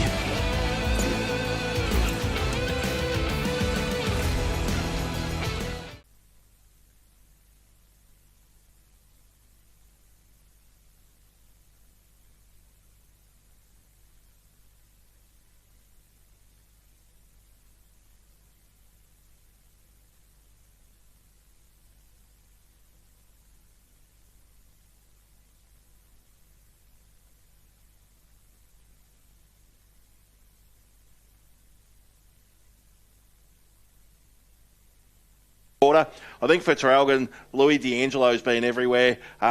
I really liked his in and under style of game, but then he also gets outside and uses the ball well, hits the scoreboard for Traralgon as well. So a couple of the better players for each side. The ruck battle's been a fascinating one for me. I think Wonthaggi looked better when Bray went into the ruck. I really like Bray's work around the ground, and it allows them to have the man with 2 first names, Jacob Thomas, to go back and play as a key defender as well, which was really important. That second half, of that second quarter, you had Hamilton forward, you had Hourigan forward, you had Wack go forward at different points in time. You've got Leprez, who's always down there as a presence, so Wonthaggi probably needed that extra tall defensive player just to cover off those options for the Traralgon side. Interestingly enough, the Wonthaggi goal into the breeze that quarter was the only time they came broadcast side. They've kicked packing side. They were forced into it because the kick out on the full from McMahon meant that they had to take the kick this side. Chug took the kick. The first thing he did was look to go far side. When that was shut down, they went 4 possessions down the broadcast side and then scored at the other end. Now, the goal a little bit fluky, I agree, but what they did was give themselves an opportunity to move the ball that rapidly and hit the scoreboard going into the breeze. And Traralgon tried that in the first quarter. Be really interested to see if they try that in the third quarter. Yeah, very well summed up there, Scotty. Of course, here for Carpet Country this afternoon. Thank you very much. And now here's some of the key stats. It is the halftime wrap, thanks to Gippsland Mowers. Paul Carter. No doubt about that. The South Street end is the favoured end by the breeze. Wonthaggi won the inside 50s 12-8 in the first quarter. Traralgon won at 14-4 in the second. So the Maroons lead that set 22-16 to half-time. Clearances 48 all combined, so it's very different to yesterday's game. 25 to Traralgon, 23 to Wonthaggi. Traralgon won the centre clearances 4-1 to this stage. Free kicks 18 to Traralgon, 3 of which were out in the full. Wonthaggi's had 21 free kicks, also 3 of which were out on the full. Traralgon has had more marks than Wonthaggi, 47 to 29, 8 contested marks apiece, 4 marks inside 50 to Traralgon and 1 to Wonthaggi. From set shots, Traralgon have kicked 3-3 with 3 out in the full and Wonthaggi just the 2 behind, and Traralgon's and Wonthaggi's total score has all come from turnovers. The Battle of the Ruckman, Max Jacobson, 25 hit-outs to half-time, 14 and 11 or his 2 quarters. Up mainly against Shannon Bray, who has 14 hit-outs to half-time. Jacob Thomas, 6. Dan McKenna filled in there for a little bit in the second quarter. He's had 4 hit-outs to the half-time break. As Scotty did say, Louis D'Angelo playing a great game. 16 disposals to half-time, 9 in the first, 7 in the second. He's had 11 kicks, 5 handballs, 3 marks, 5 clearances and 4 inside 50s. Ty Hourigan, 10 disposals, 12 to Connor Ambler, who had 6 in both quarters, 9 to Jordan Cunico, 8 to Jackson McMahon, 7 to Chance Daltrey. For Wonthaggi, Josh Bates and Isaac Chug, both 11 disposals. Ryan Sparks, 6 disposals in the second quarter. He's up to 10 to half-time, 8 to Jack Blair, 6 to Jared Blair, 5 to Aidan Lindsay. Thanks very much, Paul Carter. That's all the halftime wrap, thanks to Gippsland Mowers. A quick update for you around the grounds. We'll get you up to speed with what happened earlier here today. In the first semi-final action, we'll start off with the football in the under-16s. Maffra 14-8-92 defeated Bairnsdale 4-7-31. In the under-18s, it was Maffra also 13-11-89, defeating Traralgon 2-1-13. In the reserves, Maffra again. They've had a good day on the footy oval, 8-11-59, defeating Sale 2-4-16. All the football sides for Maffra progressing. While for netball, 13 and under saw Moe defeat Traralgon. 15s had Traralgon defeating Moe. The 17s was Bairnsdale over the top of Sale, 41-36. C grade, Maffra 37, defeat Wonthaggi 27. B grade saw Traralgon 43, defeat Leongatha 36. And in A grade netball, it's still currently being played at the moment, and it sees a Bairnsdale and Druin 35-36. That game might actually just be gone three-quarter time, I think it is. So there might be still 1 quarter to go there, and it's a 1-goal margin in the favour of Druin, 36 to Bairnsdale's 35. That pretty much gets you up to speed with everything that's happening at the moment around Gippsland, of course. We've got a half of football to go here on Sunday afternoon. It's going to be an absolute belter. It's a 7-point margin at the moment at half-time in favour of the Traralgon side. 3-3-21 to Wonthaggi 2-2-14. It is Gippsland Live. We're going to take a quick break, and the third quarter action's coming up after these messages.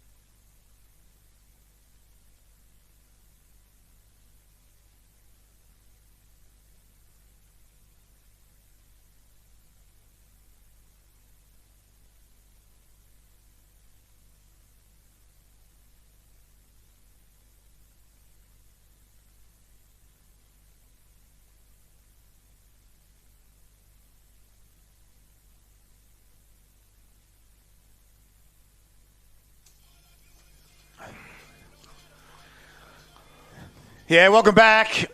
Someone's going to win and progress into a prelim final. They're going to face off against the Moe Lions, who the whole club is here, and they are watching who they're going to be playing in next week's prelim final. That will be played at Traralgon as well. So if the Maroons get over the line, they've got a home final next week. Of course, Lee and Gather were dominant yesterday, and they've booked their first spot into the 2024 Gippsland League Grand Final. Boxer's back into the commentary box, and he was down there at halftime in both the rooms finding out some info. I can let you know something you may not have found out, Boxer. I just had a text message come through. Unfortunately, Joel Scholters has a dislocated shoulder, and they believe it's a broken collarbone as well. Yeah, they were working on him when I was down there in the Traralgon rooms. I went there second.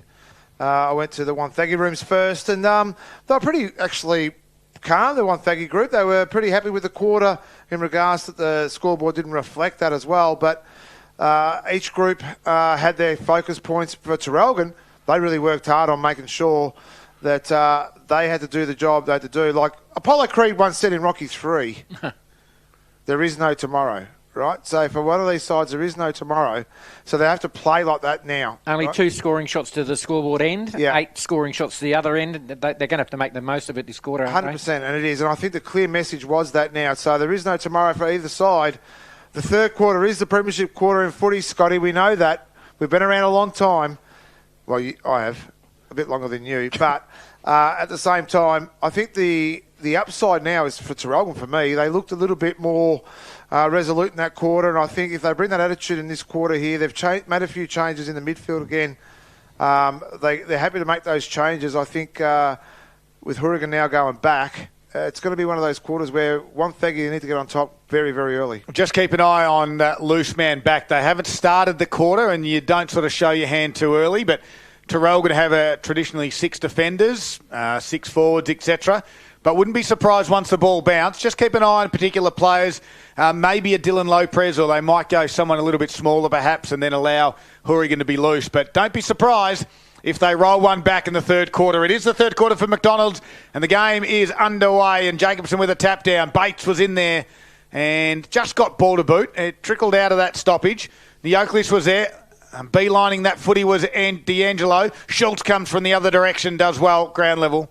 And the umpire will ball it up. So all of a sudden, Halliburton rolls back, Boxer. Yep, he'll just roll back off the wing. He was off the wing, and Chance Daltrey's come up from the forward, who's playing a wing. So there's your loose man created already. As Jacobson tapped it over the back, and we'll have another stoppage. So once he's done that, though, he's left Mitch Membry on his own. So he's taken the smaller opponent, and he's left Mitch on his own. Exactly what we said.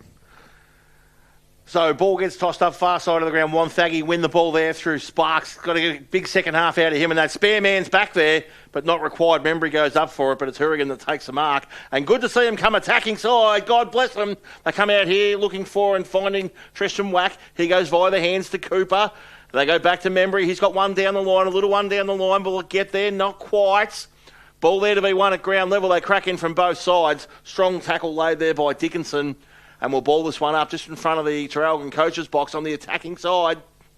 Wonthaggi have rolled theirs forward as well now, Boxer. They have. I was just about to say that too, Scudman. So Ambler wins the ball off the stoppage, gets a handball off there to D'Angelo, but the boundary line wins the conversation. And we'll ball it in right in front of the coach. And it's Lindsay as well. It's Lindsley who's gone back to pick up that spare. Well, now they just roll it back the other way, though, Boxer, when there's a stoppage here. Now Dickinson is on his own down back, so I'd be rolling it forward. I'd be even the numbers out. Brown off the back of this stoppage wins it with a sweeping handball out wide to Marsh, and Marsh goes direct towards Lopez. Can't complete the mark. Chugg has been enormous. Handballs over the top. Willerton with a little bit of pace. Knowles is there to give it to Chugg. Chugg gives it back to Knowles. Knowles going to get run down by Reuters. Holding the footy, driven into the ground. That was huge play there too. Willerton had a big part of that too. Reuters goes over the top to the other speedster in Willerton. They have got pace to burn, these boys. And the umpire just says to Willerton, get back around the mark. Just call play on if he's not on it. Willerton puts it to the top of the square. Big pack. Jacobson, he's plucked it out of nowhere at his hip level. Just said, I want that footy and I want the shot on goal, Big Maxi. It's incredible. Traralgon had 4 players in front there, so they could have actually raffled it to that point, but the ball held up. So Wonthaggi were left actually wondering what the hell was going on. He was smart enough to be in front and take a great grab. Now he just needs to finish it. This is a big moment of the game, all thanks to Metricon, Australia's number one builder, 8 years strong. As Jacobson comes in against the breeze, they lead by 7. This is all important. Directly in front, 35 out. Wind brings it back, not enough. It swung from left to right. It just missed. Paul Carter. 3-4-22 Traralgon on the McDonald's Gippsland scoreboard. They lead now by 8 points over Wonthaggi, 2-2-14. So Wonthaggi bringing in, and they come attacking side too. Initially it's O'Connor, and he finds down there in the back pocket Blair. Blair's kick comes up and finds Sparks on centre wing. And coming out of his back pocket holes, Chug, and they go thump right across the ground. Chug takes it, shoots off onto that left leg. His kick's not great off the boot, I don't think. Contest there, ball at ground level to be won. Boundary line will win the conversation. Fantastic to see Wonthaggi come this side, though, and open this game up, Box. Yeah, small moments like that too. Thomas McMahon, what a spoil down back. One-on-one contest, gets the stoppage outside of his defensive 50. Great play. Jackson Williams just didn't react quick enough when Chug had the footy. If he did, it would have landed on his chest. So Thomas wins the tap, goes forward to the contest. Traralgon winning the ground level through Ambler. His little hack kick forward. He finds the big low press. He's up from the forward line. Now Cunico gets those yellow boots going. Left leg forward, looks for Hamilton out there in front of the cricket centre. Hamilton will just watch this one go over the boundary line, and Traralgon will look to reset. I haven't seen Hamilton this afternoon at all. We've seen him play some pivotal parts for the Maroons this year as well, but he's been very, very well held. I know the conditions don't suit, and the entry inside 50 haven't been great, but need a lift from him for the second half. Margin at 8. Ball back in. Jacobson gave it off to Marsh. Marsh is upside down. Drop punt. Chug's there. Although roving it was Neocleus. Squeezes a hand with a low press. Took on the tackler. One too many. That's holding the footy. And the Wonthaggi Power will get the ball. They've got the switch if they move it quickly. It's a 3-on-2. Schultz says no. I'll go the other way. To Connor McMillan, the youngster. Half-back flank. Runs and carries. Drives it in. Goes over the back. Can't quite complete the mark. McNeil, they're going to pay it to Jackson McMahon. And McMahon looks up and wants everyone to go to the boundary side because that's where he's going to kick it. He's indicated, but he said, no, I'm going to square this one up to Membry. You fell for it, Scud. I did. Everyone said, go to the bottom side and I'll go the other way. Membry's kick, dangerous. Bates will give a handball back to Lindsay, who gives it back to Blair. Come to the near side, they do. McMillan's the target. Got it. Looks up. Presenting, Murray's one. The deeper one is Williams. He goes sort of in between both of them. And it's easy for Ty Hurrigan to do that all day, every day. Takes the mark and plays on. No one really pressured in on the mark. He kicks to half forward. Knowles has got the set. Big spoil. Ground level McMillan. Attacked it with pace. Left foot dumping kick. Inside 50. Spare man for the Maroons. Hurrigan's back. Good tackle by McGuinness. They're up to it though. McMahon to McMahon. It's Tom to Jackson. Whack gets a dodgy bounce. Williams says, I'll give it. Oh, great pick-off by Tommy McMahon. Now gives it to Hurrigan, who just dumps it out towards Daltrey, and they get away with it on the Maroons. And Daltrey's quick handball up there. Can't find a target either, so they're still under the hammer. Cooper goes in. He finds a little bit of space where there isn't any to Cunico. A cute little kick down the line to the bloke whose name I can't say. What is it, Scud? Reuters. He pops a handball over the top to D'Angelo. He puts some moves on. Brings the ball back inside, underground. Ball sits nicely, pops up there for Ambler. Ambler's handball over top to Cunico. Low tackle there by O'Connor. Ball comes out to Reuters. He pops a handball over the top to Ambler. Ambler's inside out, kicks a ripper. It's an A-grade kick and finds Hamilton in the pocket. Just have more poise, the Maroons at the moment, down back, especially those couple of intercepts. They should have been certain goals for the Power. They're going to be ruining them in about 5 minutes' time because Hamilton...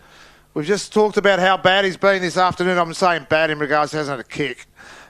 This is the kick they need. Only one kick will get you back into the game, young fella. Here it is. So he's 30 out, hard up against the pocket, maybe 25 out by the time he kicks at tight angle. Ball could get stuck between the posts. Kick on its way. It's a UFO. It goes right across the face. And the man with 2 first names, Jacob Thomas, kills it, and we'll have a boundary throw in far side of the ground. How bad were Wonthaggi inside there in regards to how they actually tried to finish that goal off? How good were Traralgon, though, to intercept? Yeah, they were very good. And they stopped the forward thrust. Now they've got a chance at the other end of the ground, the Maroons. McKenna with a tap down. Attacked it hard there. Was Daltrey, end up kicking it backwards. Dunbar went back and took the mark and then dropped it. Gives it to Neocleus. Now to Jackson McMahon. A outside banana, inside 50. No. Lopez has plucked one with one hand. And the big fella normally takes 2. Today it's 1. Big Dill. I tell you right now, Scott, if he kicks this goal, this is my contender for the Zambrero goal of the day, only because of the effort he put in for the mark. Well, it's not a goal. Firstly, if he kicks it, I'd said if. But you can't get a Zambrero goal today for a good mark. And he kicks the goal. Dylan Lopez. He gets the whole package. 8-minute mark, third quarter. Breeze brings it back to him. nicely. Give him the voucher. It's not a Zambrero goal today contender, but the crowd like it all the same as Lopez gets his first of the afternoon. Can I have the music, please, Dan? Not a chance. No, it was a good finish. Good mark, though, as well. It does deserve at least an accolade to say a great finish there by the leader of this Maroon side. And Traralgon go out to a match-high 14-point lead at the 8-minute mark of the third quarter. All against the breeze, 1-1. Wonthaggi haven't kicked anything with it this quarter. McDonald's Gippsland scoreboard has Traralgon 4-4-28, Wonthaggi 2-2-14. So big Max goes up against Thomas. Thomas wins it and Max grabs hold of him. And the umpire says, let's do it all again, folks. Ball has not left the circle. Umpire shows why he umpires, because he doesn't catch the ball thrown back to him. And he'll come in and toss this one back into the air again. The two big boys go at it. No one able to win it cleanly. Thomas picks it up and hacks it forward. Extra numbers back, favour Traralgon. And Hurrigan takes the simplest of marks. Outlet kicks a cracker. And he finds his man out there in Tripodi. Tripodi's kicked down the line. Showed a little bit of it there to Gilmore, but the mark's still taken. And they'll just settle things down through D'Angelo. His little kick's a cracker also. And they find the ball there in the hands of Neocalis. Just think there's a bit of confusion. Yeah, there's confusion. There's definitely confusion down back for Wonthaggi because, down forward for Wonthaggi. Well, there's confusion with the kick because the bloke from Traralgon's put it straight down the guts of the ruckman for Wonthaggi, and Thomas has got it on the half-back flank. Dangerous kick, opens it up to Chug. Chug now got one more on out this side, and he uses it, and he finds Dickerson. Lindsay's on. A little short one on here, and he uses that as well. Cooper shuts it down well, though. Great defensive work from the young fella coming in, getting a hand on it, killing the contest, and then just runs into the boundary umpire and says, how tough am I? Yeah, their effort's good. The Maroons' effort's really good. They are really working hard, closing off that space that Wonthaggi like to have. They've closed it off this afternoon. Ball comes back in. Jacobson with a tap down. Blair into the ground. Over the shoulder. Free kick's going to go to Blair. Now, Wonthaggi do have the numbers back now, so it all is 1-on-1 at the moment. I think that's the way they're going to play it, kicking with the breeze. Blair chips it up to McGuinness. Wack will fly and defend. And not just defend, he plucks it over the top. A good mark by Wack at half-back. He'll chip it over the top to Willardon. He can take the mark and give it to D'Angelo or back to Wack. He goes to the ladder and Wack goes, bang, inside 50 again. Lopez is there. Body works good. He's done another one. The right hand on one time. This time it's the left hand. He'll play on quickly and he'll thump it at goal and he'll put it through. No. It's thumped through by Dickerson for a minor score. And Traralgon now lead by 15 points at the 11-minute mark of the third quarter. McDonald's Gippsland scoreboard. Traralgon 4-5-29. Wonthaggi still on half-time score of 2-2-14. They play on straight away and come attacking side, but they've turned it over. And Chance Daltrey has got the ball for Traralgon. He brings it inboard. Mark taken there by Hurrigan. About a kick and a half from home. Plenty of humans between him and the goal, so he bombs it in long. Lopez sets himself from behind, but the big man Thomas goes up, can't complete the mark, falls down there to Bates. Bates reels, kicks back down to where it came from. Hurrigan again, they're playing kick to kick. Thinks he's in the backyard. Hurrigan's little kick this time finds some space, but it's cut down beautifully by Bates, and we'll have a boundary throw in. I just want to say, Scott, you sounded like a Batman comic just then. You said whack goes, bang goes, boom. And we got a minor score out of it all. 5 marks to Hurrigan this quarter. Yeah, they've got to work that out. They've got to either stretch it or go around him. Because it's 11 minutes into the third quarter and we know everything's on the line. And the Power trail by 15 points at the moment, kicking with the breeze. But kudos to Traralgon too. They're putting the pressure on, so not allowing them to actually switch the play like they like to do. They're actually forcing them to kick down the line. The big bomb kicks inside 50 is made up there for the Maroons. Hurrigan. Have been awesome today, and they go inside 50 again. D'Angelo tries to get it towards Hamilton. And now the three defenders, although Wonthaggi confused each other, and somehow Chug got a handball to O'Connor. The outlet kick on the far side towards Williams. And Tom McMahon closes, tackles strong. Umpire says, holding the footy. It wasn't a great deal of prior, but Tommy McMahon's closing speed and tackle was good. He wants to play on quickly, full of running the Maroons. Risk and reward is high. Membry's kick. Whoa. Went down to Knowles. He stood strong and took the mark. He comes back inboard and he's found Lindsay. Lindsay just shy of centre. He rolls and comes to the middle to Bates. Bates in the centre circle. Dishes a handball off to Sparks. Sparks goes kick into the open forward 50. Ball bounced in front of Gilmore. And Hourigan, the ever-present Ty Hourigan, rushes it over and says that'll just be one behind. Wonthaggi's first score for this quarter, 2-3-15. Traralgon 4-5-29. I got an A-grade score. Final score in the A-grade here in the elimination final was Druin 52. They defeated Bairnsdale 43. All thanks to Harvey Norman Furniture, Gippsland. As McMahon brings it in with a long kick that finds centre wing, gets over the top of Jacobson. He flicks a handball out there looking for Neocles, who overruns it. Power get their hand on it through Chug. His kick goes forward. No one able to take the mark. Big tackle laid down there by the sneaky good Mitch Hayes. Said his name a lot today. He doesn't really stand out, but he's been around the footy a lot, Hayes. Thank God for Isaac. Chugger. I'll tell you what, the old Thomas Tank Engine, he's intercepted a fair bit this afternoon for the Power. Jacobson tapped down towards the boundary and Sparks was there, gave it up to Reuters though. Tripodi it was. He handballed to his opponent in Blair and we'll have a stoppage. How much can Wonthaggi, now they've got to flick the switch and play really offensive football, so that will be the key. How attacking and risk and reward can they be? Is it in their nature? Well, they're going to have to for the next 10 minutes of this quarter, otherwise they're going to be really against it because the confidence levels are up with Traralgon at the moment. They're putting a lot of pressure. They're stopping that spread they like to do right now, so they've got to find a different avenue. This is a huge win for Traralgon in this quarter for the Maroons. They've got the one goal. It's the only goal, and it's against the breeze. And we'll get another boundary throw in.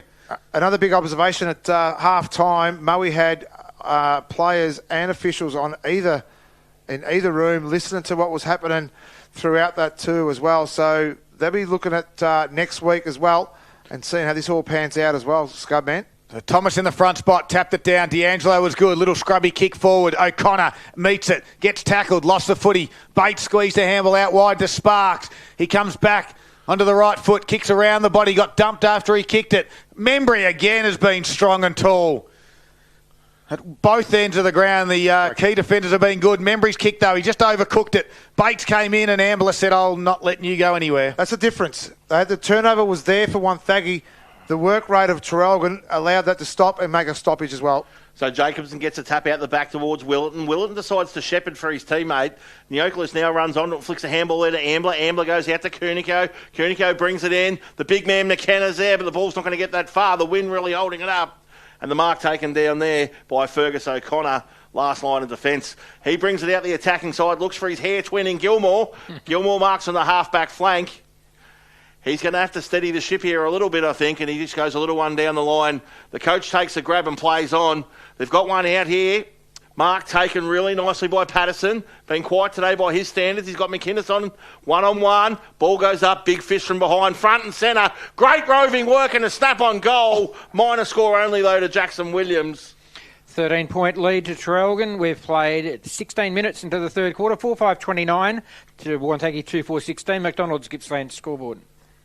I only just missed that one too. That would have been the contender, actually, the probably number one contender for the Zambrero's goal of the day while we still wait for the footy to come back, Scotty. Would have been a bit of a fire starter for them too. They just need that spark. They need something to get them up and about, the boys. They don't look like they quite believe it. They're phoning it in at the moment. The best on ground performer, all thanks to Gippsland Isuzu Ute. Make sure you head to Gippsland Isuzu Facebook page to scan and win as Membry goes to the outer side with a long kick out to Lopez. I tell you what, has he done it again? Surely not again. No, not on this occasion. The umpire said he has. He's claimed it. No, he has. He said mine and the umpire said you dropped it. It's not. So it's a ball up. Lopez can't believe it. He's having a bit of a purple patch with those one-handers. Williams now taking the ruck duties, but it went straight down to Cunico. He kicked around the body. Chug got one hand up, goes to the boundary. O'Connor's there. He'll just dump it back out towards his half-forward line. Aidan Lindsay comes out to meet it, and Membry shoves him and the ball over.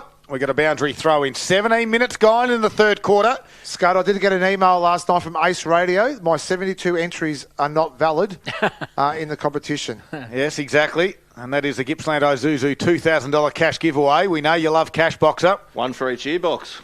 Yes, mate. Ball back in. Front spot, Jacobson Williams taking the ruck duties there. Out the back there, quick kick.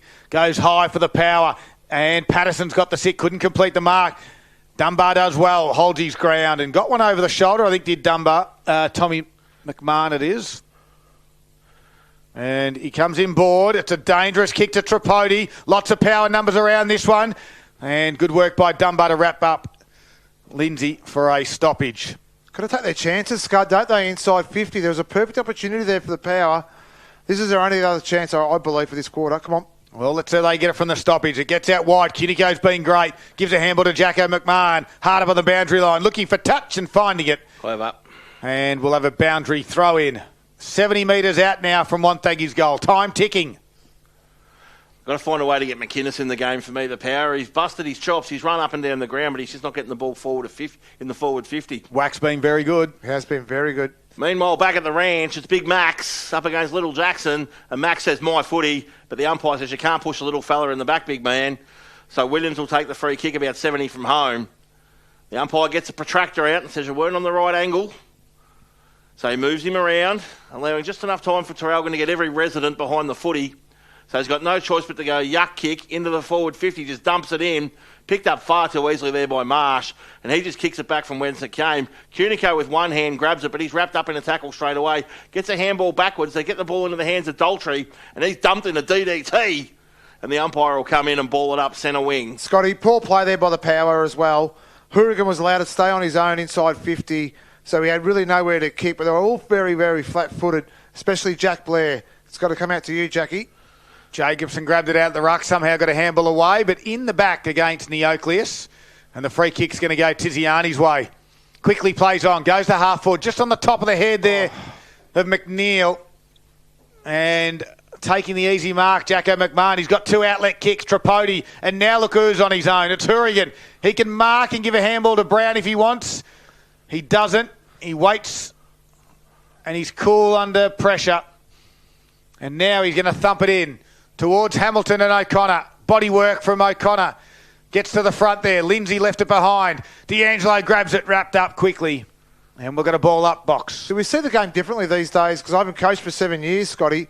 How do you let a player like Hourigan or Wack or Isaac Chug or the players like this on their own, Cade Maskell, do their own thing? Just a bit smarter than you and back in your day. Blair gave a quick one to Hayes. Hayes goes left foot, drives to the top of the 50. The big fella, Thomas, can't complete the mark. Ground level there. It comes to Murray. Squeezes a handball to McGuinness. His handball missed his target. Sparks has to come back inboard. Right foot delivery is good to McNeil at the toes. Good half volley. Hayes with a kick straight into the Traralgon defender. And Tommy McMahon gives it to his bro, to Jacko, who barrels one out to the outer side. Ball bounces straight up and down. Good tap there was from Cunico to allow Marsh to push it over. And the Traralgon defence stand tall again. Now, the question was, Scud, before you were being a bit of a tool, was how do you let them go that way as a coaching staff to let those players roam free for so long? My point is that you go to them, but they're just that smart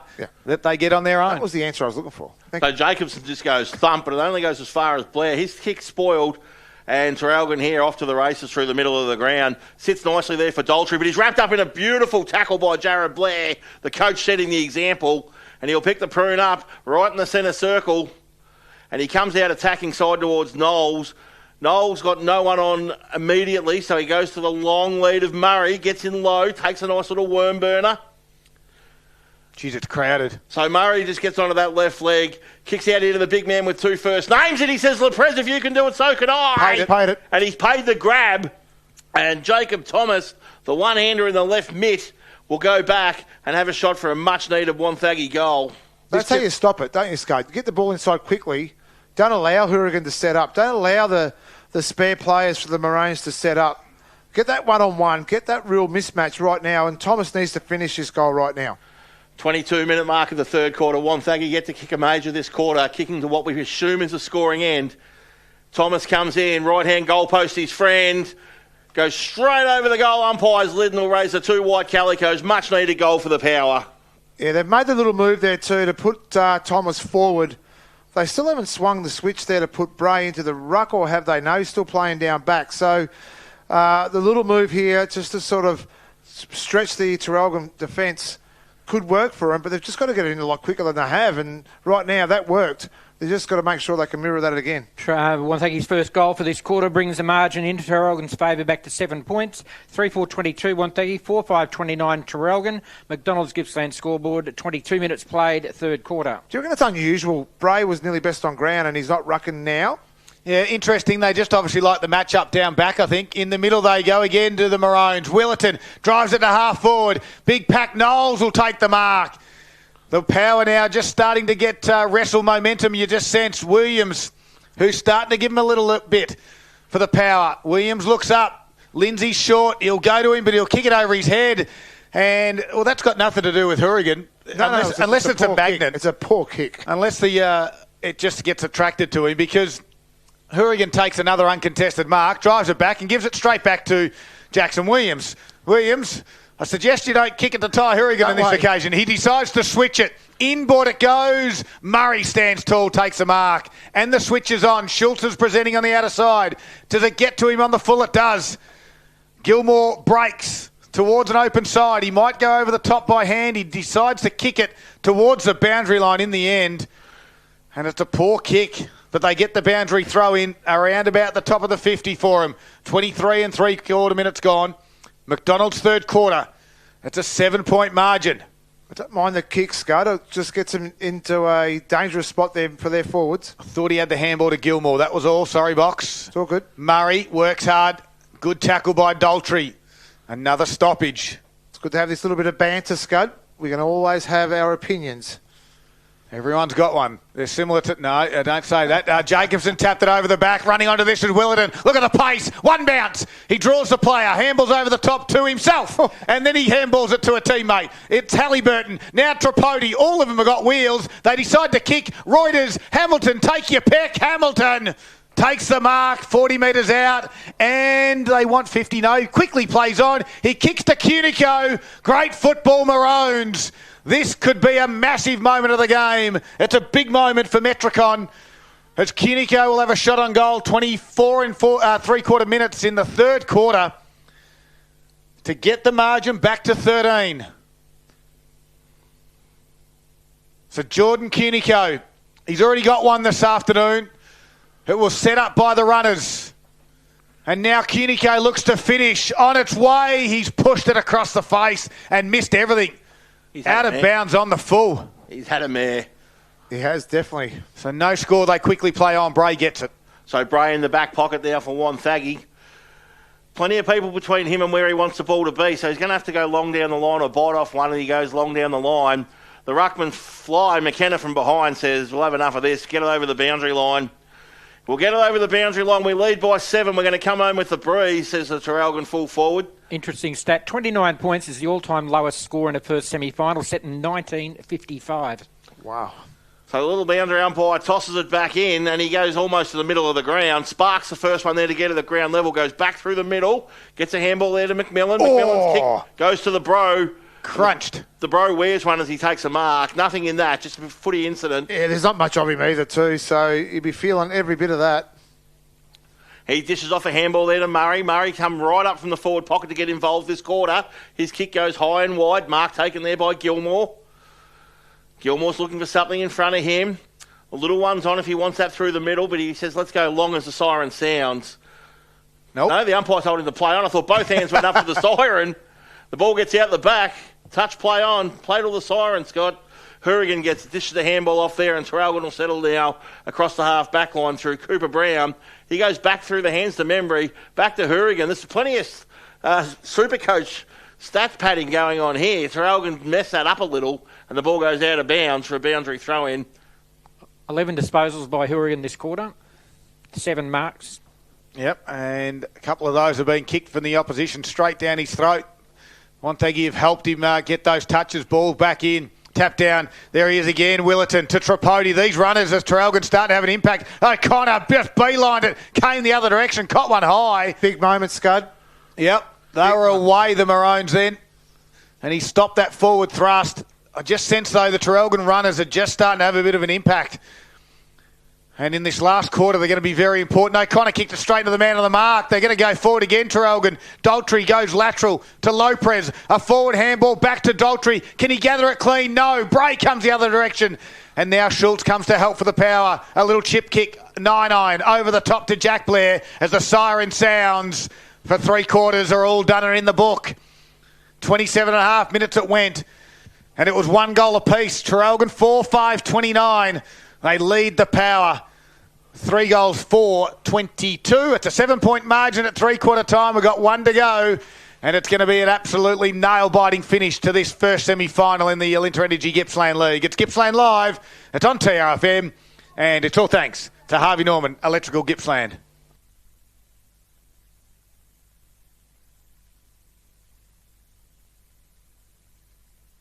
Oh, we've finally made it. It's the first week of the finals. Let's have a look at the top 5.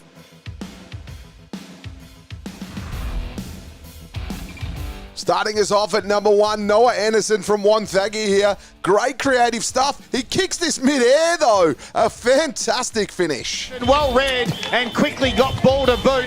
In a blink of an eye, Wonthaggi have got 2. Number 2, it's Ryan Sparks here from Wonthaggi. He gets the hand pass out of the back and big snap for the goal. Handball off there to the teammate in Sparks. And the best man on the ground kicks the best goal of the day. Number 3, it's Chance Daltrey here from Traralgon. In blustery conditions, he unloads from beyond the arc and sends it home. He gives it to Daltrey. Comes back onto the right foot. Thumps it high and long. Breeze might bring this back beautifully from a standing start, if you don't mind. That's the spark the Maroons want. And it's come from Chance Daltrey. That's a thumping kick. Coming in at number 4, it's Lucas Tripodi here from Traralgon. Just gets the hand pass and shapes this one through. Lovely, lovely stuff. Might own Cafe Aviva, but he might have a Zambrero burrito in his hand. Yeah, perfect build-up for... Number 5, it's Max Woodall here from Moe. We saved the best for last. Look at him go. 1 bounce, 2 bounce, 3. Can he get a 4th? He does. He lines it up. Is it home? Oh yeah. Max Woodall was cooking. It's one of the best we've seen all year. And the youngster in Max Woodall, take your hat off to that. A running, bouncing goal. There's none better in this game of footy.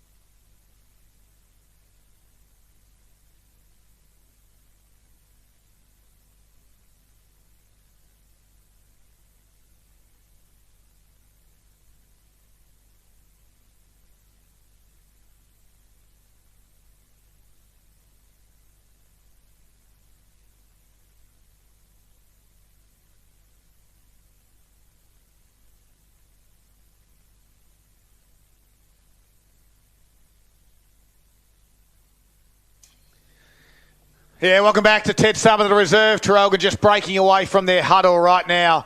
And it is game on. We've got 1 quarter to go in this first semi-final. The loser goes home. It's a 7-point margin, and it is in favour of the Traralgon side. 4-5-29, leading Wonthaggi 3-4-22. Nick Lucchino has been down at ground level. He's been to both the huddles. Boxer, what'd you find out? Yeah, I've got to take no risks now, the power. That's it. It's just not all or nothing now. So he's put it back on the players. First, second, third, fourth efforts. He's asking for everything now for the power to get through it. Now, the wind here is still pretty strong. So Traralgon are pretty relaxed. They were pretty happy with that quarter as well. It sort of played into their hands a little bit, but he said they didn't take the chances and the opportunities. So really important now for both sides who actually takes the opportunities when they come. Big moments, last quarter, 30 minutes of footy left for one of these sides. Beautiful. Thanks very much, Boxer. Down at ground level. Good work, Paul Carter, with all the key stats. Thanks to Gippsland. Isuzu. Well, against the breeze, Wonthaggi eventually won the inside 50s 13-11. The clearances went Traralgon's way that time 13-9. The ruckman, Max Jacobson, 16 hit-outs in the third quarter. He's 41 for the match. Main stat winners, Louis D'Angelo, 22. Ty Horrigan, 11 that quarter to 21. 17 to Jordan Cunico. 17 to Connor Ambler. For Wonthaggi, 15 to Ryan Sparks. 16 to Josh Bates. 17 to Isaac Chugg. Well, here it is. Can Traralgon, what sort of game plan do they go with now, Scotty? Do they really continue that run and attack with the breeze and really put the foot down? Yeah, dangerous to put the cue in the rack this early. I think they want to kick 2 goals. If they kick the first couple, they can look to slow things down. But until then, they'll be as they were. Rightio. Last quarter underway, all thanks to Harvey Norman Computers. The first tap goes to Jacobson, and working hard in there to try and extract something out was Horrigan, who starts in the middle of the ground as you'd expect. I see Bray's gone into the ruck for power. Yep, for the first time this afternoon. Although Jacobson still wins the tap. Great work by Daltrey. Just lost the footy though. Coming the other direction is Murray. Start to insert a little bit of strength. Gives it to Sparks. Sparks' right foot kick out in front of Williams. Tom McMahon will close. He's got good closing speed. Williams will see it go over for a boundary throw-in. They want the deliberate there, Traralgon, but they got the boundary throw-in all the same. That was my move. They asked me a quarter time, what do you want to do? 3/4 time, the power, and I said, put Bray into the ruck. Get some drive. He gave him plenty of drive last week. And he did in the second quarter. He had 11 hit-outs in the second quarter, then nothing in the third. Yep, so this is the man now. Ball clears both ruckmen. D'Angelo had it, then lost it. Umpire said, let's ball it up as Blair just tried to sneak out the front of the pack. There's no panic, though, from Wonthaggi in their huddle. They're very relaxed. They're just going to make sure the effort's there this quarter. So Bray gets Jacobson out of the way. They can't win the clearance, so it's Traralgon through Horrigan. Pops a little handball off there, favouring his teammate under the boundary line. Teammate wins it, long kick down the line. McKenna uses his body well to create space. Chugg first one back there at ground level for Wonthaggi. He picks it up. He's hotly pursued, though. The kick's got to be good. And it is. He is a jet, and he finds... Was it Hayes or McMillan? I think it might be McMillan. McMillan goes defensive side disappointingly, but they hold on to the footy. And it'll be Knowles with the ball in hand. Knowles' little kick finds a teammate 15 yards in front of him. This time it's Jack Blair. Blair looks inboard. Keep looking this way and start kicking it this way, I reckon, but he won't listen to me.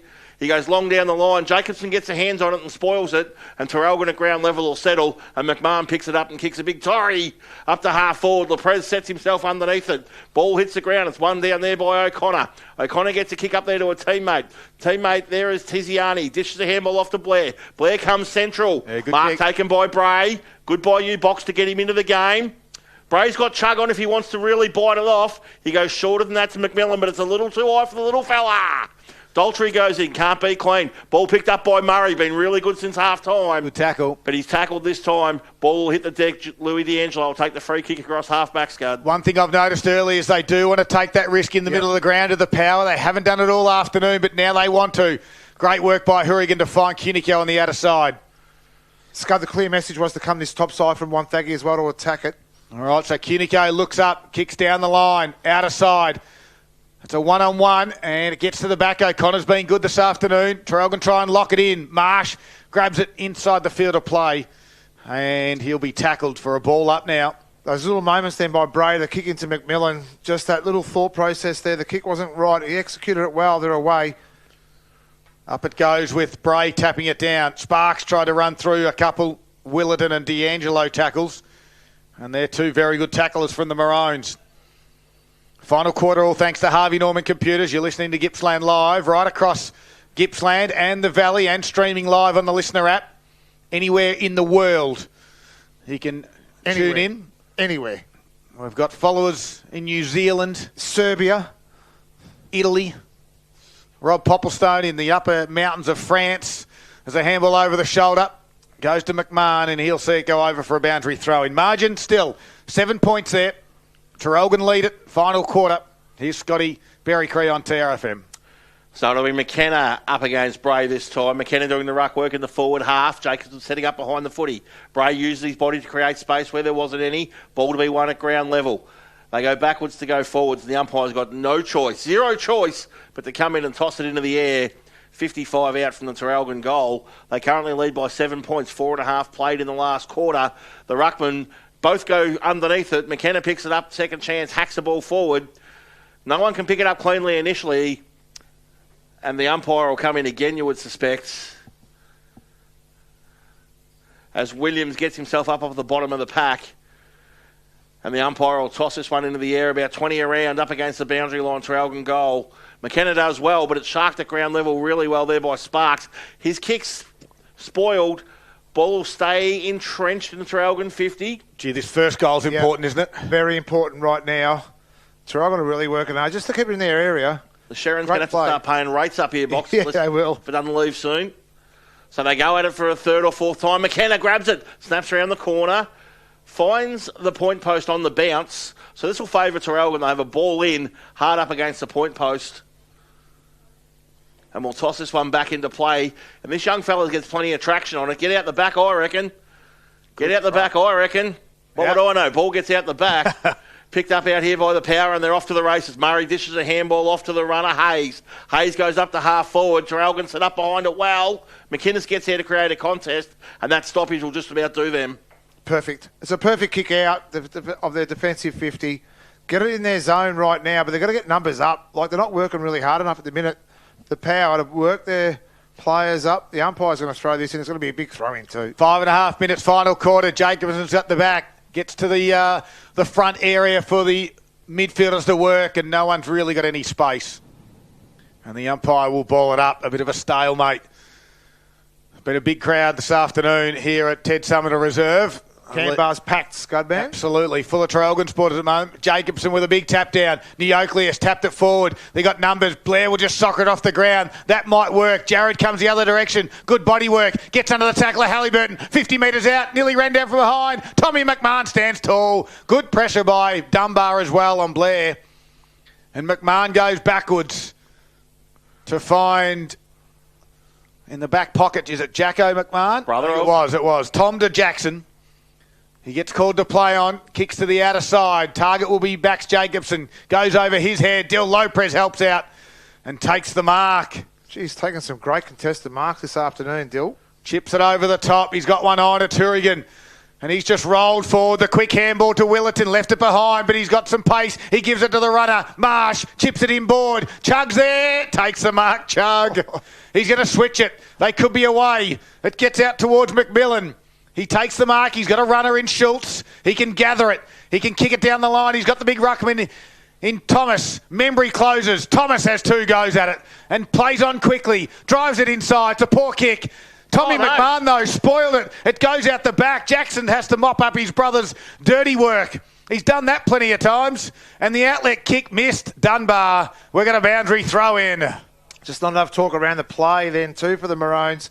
There was 3v1. So all Thomas McMahon had to do was mark the bloody thing. So right now, a little error in a danger spot here for the Maroons. Up to Wonthaggi now to make the most of it. O'Connor sets up out the back of this contest. It'll be Bray up against Jacobson.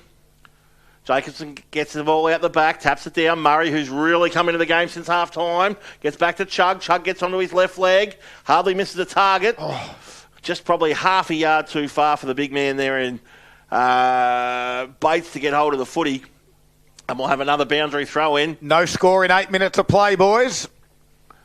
Traralgon still by that 7-point margin. Ruckman go a long way back and then charge forward. Jacobson says, give me the footy. He takes it out of the ruck, gets a little handball over the top there. They put Ambler under all sorts of pressure, but he's good enough. He comes back to Neocleus. He pops a handball there to Oh, great little kick. Reuters then turns the footy over across half back, and the Power have got it in Bray's hands. Bray gets the ball forward, marking option, mark taken by Lindsay. 45 out. Too far out. Yep. He goes to the top of the square. We've got 2-2, 1-on-1, so that's a 2-on-2 last time I checked. Ball hits the ground.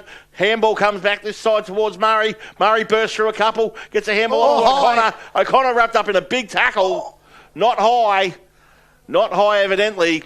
And the umpire will come and ball it up 30 out directly in front of the Power goal. And just to throw a little bit of a wobbly into the wind, we've got a bit of rain coming as well now too.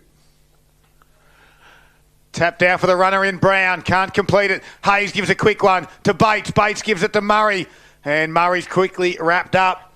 That free kick then by the umpire too. That was a definite high free kick. They paid a couple to Traralgon in that second quarter. Hasn't been reciprocated in this last. Big moments for Metricon right now. This first goal is all important. Either way, you suspect Daltrey will see it go over for a boundary throw-in. Reuters just coming off. I think he got stood on, actually. An accident step on the foot by Chug. Right when you get the stud right in between the toe. Can't be good down in the metatarsals. So what's down there? That area of the box. A big throw-in by the boundary umpire. Gets over to the back. Jack Blair's there. Daltrey does well. Taps it forward. Continues on the run. Forward handball's missed. They're going to go forward now, the Maroons. Great work by Dunbar. He got it to Neocleus. Now to McKenna. McKenna out in front of Lopez. He stops and waits. It's going to get to the back. Chug's going to play defence. Lopez is there. Handballs over the top to Halliburton. Good tackle by the Power defence. They stand strong. And they stop certain goal for the Maroons. If we're playing Monopoly, they've just used the get-out-of-jail-free card there for sure. Mark that down. 10-minute mark, final quarter. Big moment for the Power. Can they get something here, the Maroons, for the stoppage? McKenna taps it out. Lopez kicks was smothered. Neocleus steps around the body and puts it through. It's a Zambrero goal and a contender. But in the whole scheme of things, the Maroons extend the margin and might just be going to a prelim. Yeah, great call, Scud. And the thing is about Neocleus is I haven't heard his name really that often this afternoon. His first goal for the day, I dare so to say, because we've only kicked 5 for the Traralgon side this afternoon. But what a goal, what a clutch goal, what a moment to kick the goal. There was a lot of errors made inside his defensive 50 for the Power. They took advantage of it. The best small forward in the comp just about made him pay. Boys, that's the first score of the game that's come directly from a stoppage, and it's a very important one at the 10-minute mark, which takes Traralgon to a 13-point lead on the Harvey Norman computer scoreboard. So Bray goes up. Jacobson starting to win the middle of the ruck battle. Blair gets his hands on it. Handballs back to Bray. Acts as a fourth on baller. He kicks out the defensive side, but this might favour the Power initially. Ball gets out the back of the contest there towards Hayes. Hayes keeps it inside, pops a handball backwards to a teammate. One too many perhaps, so Willerton from Traralgon's there. Wonthaggi win the ball back, and the umpire will come in and say, ball this one up on the half-forward flank. Just too cute by half, I think, there. Yeah, too many brain fades here for the Power at the moment. The rain coming a little bit. It is coming a little bit. I'm just watching this tin roof. It's a bit wet. Is the wind sort of easing off? Sometimes when the rain arrives, the wind will drop off a little bit. Slightly. It has slightly sort of tapered off a little bit going by my trusty little gum tree on my left here. But right now, a little bit of rain, a little bit of wind, but nothing too much to worry about. Bray sharks it out of the ruck and kicks a big barrel into the forward 50. Looks for Lindsay. Boundary line to win the argument, though. Power get territory here. And this is where you're right too, Scotty. They miss McGuinness right now. McGuinness, his presence today hasn't been there. He's been very well held. But the ball inside 50 has been the other catalyst for him as well. It hasn't been coming inside 50 too well for him either. 13-point the margin. Traralgon getting the opening goal in the quarter. We've travelled 12 and a half minutes now. Ball gets to the back. And Kinnico shuffles a handball out to D'Angelo. Right foot kick. Gains good territory. O'Connor couldn't complete the mark. Gilmore comes in. Numbers there in Traralgon. Hamilton, he got it. Now barreled it inside forward 50. Open forward 50. Chug and Neocleus. Two speedsters. Neocleus, does he keep his feet? He gathers it. He does. He took on the tackle of Chug holding the footy. Isaac Chug's having some sort of game. He's had some sort of fortnight, Scott. He's been unbelievable these last two finals. He just needs reward from effort from his teammates here. They've got to score when they get inside 50. While the plovers are swooping everybody that comes near him. Oh, the kick, though. He's come off the instep. It's going to go straight down, although two Traralgon players crash into each other. Gilmore hard at it. Halliburton hard at it. Oh, Neocleus went hard and hasn't moved. He's in strife. He looks around. He said, what hit me there? It was a big Bray train, I think. Goodness gracious. Bodies on the line everywhere. Love the effort of both players then as well. This is just crazy stuff as you'd expect in a first semi-final. 13 minutes have gone. Traralgon pressing. We've got another stoppage. It's just the videotape during the week. Whoever wins this game, they'll go back to that stoppage then as well and just reward both players. McKenna gets a tap down into a little bit of space. Bray at ground level again. Good. Stacks on the mill. Stacks on the mill. It's going to be... I think it's going to take a decent clip of the footy in the air from one of these ruckmen to get it into a little bit of space here. Forget the cute stuff. Forget the setups. Just punch the bloody thing where you want it to go. And Wonthaggi do win the ball, but under all sorts of pressure, they've turned it over straight away on the half-back flank here. Wax streams forward, screaming for the footy at the top of the 50-metre arc, and then like a good defender, he gets back out of the space. What I don't understand is Traralgon have 4 players defending that wall. Kick comes in. It's not a great one. Doesn't advantage Leprez at all, so he has to act in the role of defender. Probably at this point in time, 13 points up, go to the top of the square, put it somewhere dangerous. Yeah, agree. And I think the protection of the outside there by Traralgon was fantastic, but the effort from the Wonthaggi players to get up there and make sure they didn't win it was pretty poor. So McKenna wins the tap down. Surprise, surprise, Chug gets the footy. Surprise, surprise, Chug hits a target, and it's Jack Blair. And they're on the attacking side. Please keep coming this way. They go back through the middle. Just a little half kick there. Tom Murray, the inclusion today, been outstanding in the second half. He puts a little 7-iron down the line looking for Lindsay, but it's not going to find him. It's going to find Jackson McMahon, who's been outstanding in defence all day for the Maroons. And he just slows things down. McKenna's down there on Bray one-on-one. Can he get that far? Well, he's not going to even look for it. He's going to go down towards Leprez. Bray pushes across. Chug flies. Second, third attempt. Chug takes the mark. Just give him the footy. You got to pay just the give mark. Him the footy. Umpire. The umpire says, no, Mark, give me a spell. Like the wizard said to the wand, give me a spell. That's a mark every day of the week. It's stoppage in the Traralgon forward 50. Harvey Norman computer scoreboard. It's Traralgon 5-5-35. Wonthaggi 3-4-22. Working down there was Patterson. Hayes is there as well. Give a handball. Willerton picked it off. Gives it to McMahon. He left it behind. Tiziani runs onto it. Forward handball to a player under pressure. Jacobson will come in. Tiziani has to go hard. It couldn't complete the tackle. McMahon gets it to Daltrey. He's lost it. Sparks is there. Over the shoulder back to Tommy McMahon. Over the boundary line and into the coaching staff for Wonthaggi while Sparks and Daltrey have a bit of a howdy-doody. Hope Tiziani actually gives a little bit of spark back to the power. That was great second and third efforts then too by young Nick, and I hope the power just take a little bit of a leaf out of that book then and start working back into this game here. This boundary umpire can hoik it in, and he does that. Centre wing over the back of the ruckman. Chug was there. They're going to fight for it. Ground level is Blair. Marsh jumps in. 16 minutes now. Time starts to become the enemy for the power. And the Traralgon side are holding strong. They've been awesome this afternoon. They lead by 13. Ball comes, favours Wonthaggi's direction, but it's won across the back half by Jackson McMahon. He hacks it forward. One of the ball boys down there, Fergus O'Connor, sits underneath it. Can't win it at ground level. Ball shoots forward. Daltrey picks it up. Spear tackle by Fergus. Holding the ball. He has been enormous. Dropping the footy. O'Connor will win the ball across half back. He has been enormous across half back, especially the last 2 quarters. What's going on here? The umpire's told him to play on. No. Oh, that's not... The Oculus has heard the call. O'Connor hasn't. The Oculus has come in, buried him in a tackle and said, give me the T-dub. Give me the T-dub, Sharon. We're off to the races here. So Neoculus from about 60 out, carrying on like he could kick it, goes towards the top of the square. The big boys will set themselves down here. Big Jacobson's down there. Got it. Big Jacobson's down there. Big deal. And Leprez says, thanks for the presents, but I'll take the footy. And he'll take a mark about 8 metres out on a 45-degree angle. This is it. Seal the game right now. Absolutely. And they must have been listening to you, Scotty, as well. Why muck around with it around the arc? Get the ball inside 50 to your big fellas. And Traralgon have just done that as well. Here we go now for Dill Leprez. So Leprez, he can throw it through. He's that close. He'll just go inside right-hand goalpost and end it. He goes inside right-hand goalpost, and I reckon he's ended it, Box. He has, mate. You can put a fork in it right now. The power season's right over right now. I know we've only been playing 18 minutes, but they've got to come up and double their score in 1 quarter to win this game as well. So Traralgon's pressure has been enormous, and they've sustained it through the 4 quarters as well. Forced the turnover, haven't allowed the power to come to this top side, which they wanted this last quarter to attack the footy. and it's Traralgon's game to lose right now. And Dylan LaPraise gets his second goal, joining Harvey Neoclis as the only multiple goal kickers today. 19-point lead to Traralgon, 18 minutes final quarter. Harvey Norman Computers, it's 41, plays 22. Well, back to the middle. 18-minute mark.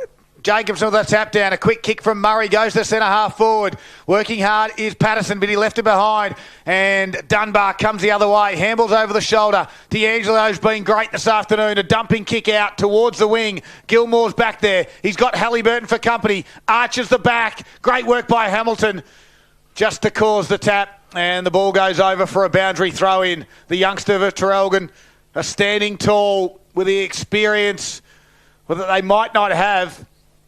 But they're playing a great game all the same. A shallow throw in on this occasion. The umpire says, hang on, you've done well all day. Let's do this one again. Yeah, I'm not sure if this is the umpire we're talking about. The other one deserves a Zambrero, so we might even talk to him later on. After all right, well, there's a decent throw in, Boxer. You sold him short. Goes out the back. Chug tries to crash through. D'Angelo did well to Jackson McMahon. Ambler went back with a flight. Well, it was touched. And we'll have another ball up. 19 and a half minutes, just about to tick into time on. And you don't think it's going to go more than probably 26, 27 minutes, you wouldn't suspect. Only 2 scores this quarter. Jacobson tacks it down to Ambler. A right foot kick to the pocket. Back with a flight goes Hamilton. Couldn't complete the mark, but enough to touch it and go over for a boundary throw in. Matchups have been good for Wonthaggi today. I think one of the key factors from the coaching side of it, they've got their matchups right. Wack's done the job on McGuinness so far as well. We haven't seen a lot of Jared Blair. Jack Blair as well hasn't had a big impact. So far, so good for the Maroons. Sarsfield press against Bray. Ball sharked out of the ruck by D'Angelo. The outside of the boot, snap around the corner. Rush through for a minor score only. 20-point lead now to Traralgon. They are 6-42 and leading Wonthaggi 3-4-22. Harvey Norman Computer scoreboard. So O'Connor brings it in. And he's dead set, laced it out like he was intending to hit Jordan Cunico in the head. And Jordan's jumped up and said, thanks for the footy. I play for the opposition, though. I'm going to go back from 50 and really try and put some salt into the wounds. He's got a fair chance here, Scotty. And I know it sounds as silly as it does this late in the game. But the wind might do a fair bit of work on this. So if he starts just outside right-hand goal post, would be my advice. Jordan comes in. He goes just outside right point post, and that's where it stays, and he goes out of bounds on the full. Rightio, so the Traralgon side, 20 points in front late in the last quarter. And they look to book their spot in a prelim to have another crack at Moe next week. The kick goes down the line to Sparks. They've got to move it quickly, the power. He goes inboard. Picking it off, though, was Marsh, a double fister. Got it a half back. Williams comes the other direction. A high kick back to half forward. Hourigan has done all afternoon. That is mark number 11 for Ty Hourigan. And he'll just bite a little bit of time off as well. Backwards to Membry, who's been good. Lateral kick to Tommy McMahon. This back six of the Traralgon side have been fantastic today. And not to mention that Joel Scolters is out with what we believe, a dislocated shoulder and a cracked collarbone as well. They've stood tall. The kick went down to the wing. And lots of numbers are out, and they'll ball it up. 22 minutes gone. All but done, Box. It is, mate. And quickly around the grounds, thanks to Harvey Norman Furniture in the A grade today. It was Drew and they got over Bairnsdale 52-43. Ball far side of the ground. No one able to win it from that clearance. The umpire said free kick, and it'll go Wonthaggi Power's way. Too little, too late. They come through the middle of the ground, and they've put it straight down the opposition's throat again. If they were looking to find Tristram Wack, they couldn't have done better than put it on a silver platter and presented it to him. And he takes the mark at centre half back and just says, I'm going to kick it back over there. So he kicks it exactly back over there, and Traralgon will be happy to see that one stay there. O'Connor from Wonthaggi does well, picks it up. They go through hands. They get the ball forward here. They might be some sort of a sniff as Noel's handball goes out of bounds. One able to find McInnes. And we'll have another stoppage on the far side of the ground. And I think Traralgon will be content if that's where the ball stays for the rest of the day. So we'll toss this one back in. It'll be Thomas up against Jacobson. Jacobson gets a front spot, wins the tap, gains 3 or 4 yards, gets the boundary line, kills 8 or 9 seconds. This is a big win from Traralgon, a huge win.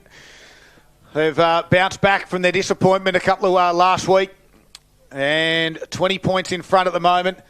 And they'll play Moe on their home deck next week in a prelim final for a chance into the 2024 Gippsland League Grand Final. Lee and Gather awaits. So Jacobson takes it out of the ruck, goes handball backwards to Jackson McMahon, who's taken high in a tackle, and Traralgon will just set this up. And they'll be happy to play kick backwards here if they feel like it. They don't. They play on and go long down the line. That's a bit of a UFO into the forward line. Leprez does well to get two hands, so it can't complete the mark. Little hack kick forward. And who's down there waiting for it but Isaac Chugg, who's got to have racked up some serious numbers today. Paul Carter, how's he travelling for the afternoon? That's 9 marks for him and 22 disposals. He's had a very good afternoon. Had his hand in a lot of play as well.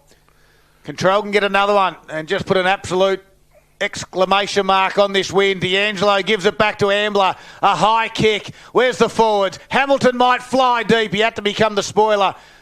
He won't die wondering, Josh Hamilton. Gilmore's back there. Squeezed a handball to Chugg. Kicks it out of his defensive 50. Straight down the middle. Hourigan. Mark. Strong and tall. We've spoken to him a number of times about Gippsland Live Player of the Day. Can we go to him again? Barrel. No. Barrel. Kick a barrel. Scotty wants a barrel. He's not going to get it because a drop punt will go high and wide. It's offline. No one can mark it, but a big spoil goes over for a boundary throw in. 24 and 3/4 minutes final quarter. Where's the sense of theatre? Yeah, I know. The theatre's gone. I think the balloon has bursted. Well, I'll tell you what. Or burst. I'd be getting Hourigan off at this stage. Oh, there wouldn't be long to go now. We've played 25 minutes. How many goals kicked this quarter? 2? Only the 2. Yeah. So we wouldn't be far away from a siren. Couple of stoppages. Thomas with a tap down. Kick from Traralgon was smothered. Gets out the back. High kick there was from Murray. Goes out to the outer side. Membry's been very good as well. He might be our Gippsland Isuzu player of the day.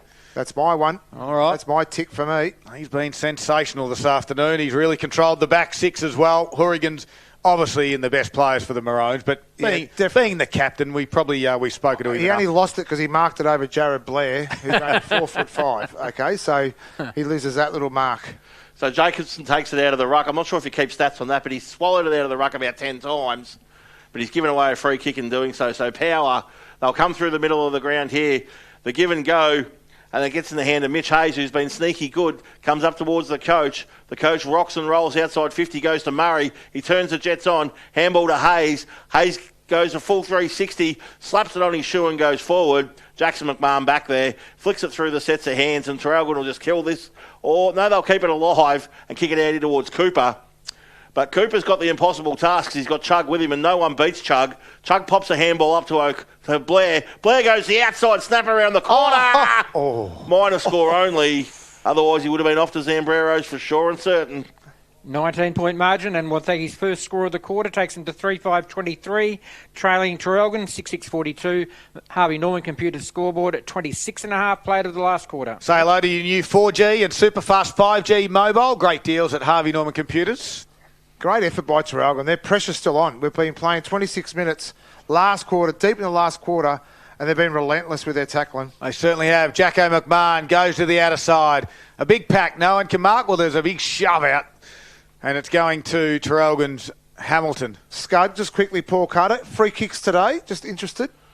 This quarter, it's 4 apiece, and that will take the total to 25 to Traralgon and 31 to Wonthaggi. Hamilton kicked over the top to Neocleus. Neocleus high, a wobbly kick to half forward. Target Lopez. It's been good. In front of Gilmore. He's worked into the game nicely. Dill Lopez just jogs back, wastes some time. He might go inboard, does he? No, Ambler was there for him. He decides to kick it high and long to the pocket. There's a Traralgon player down.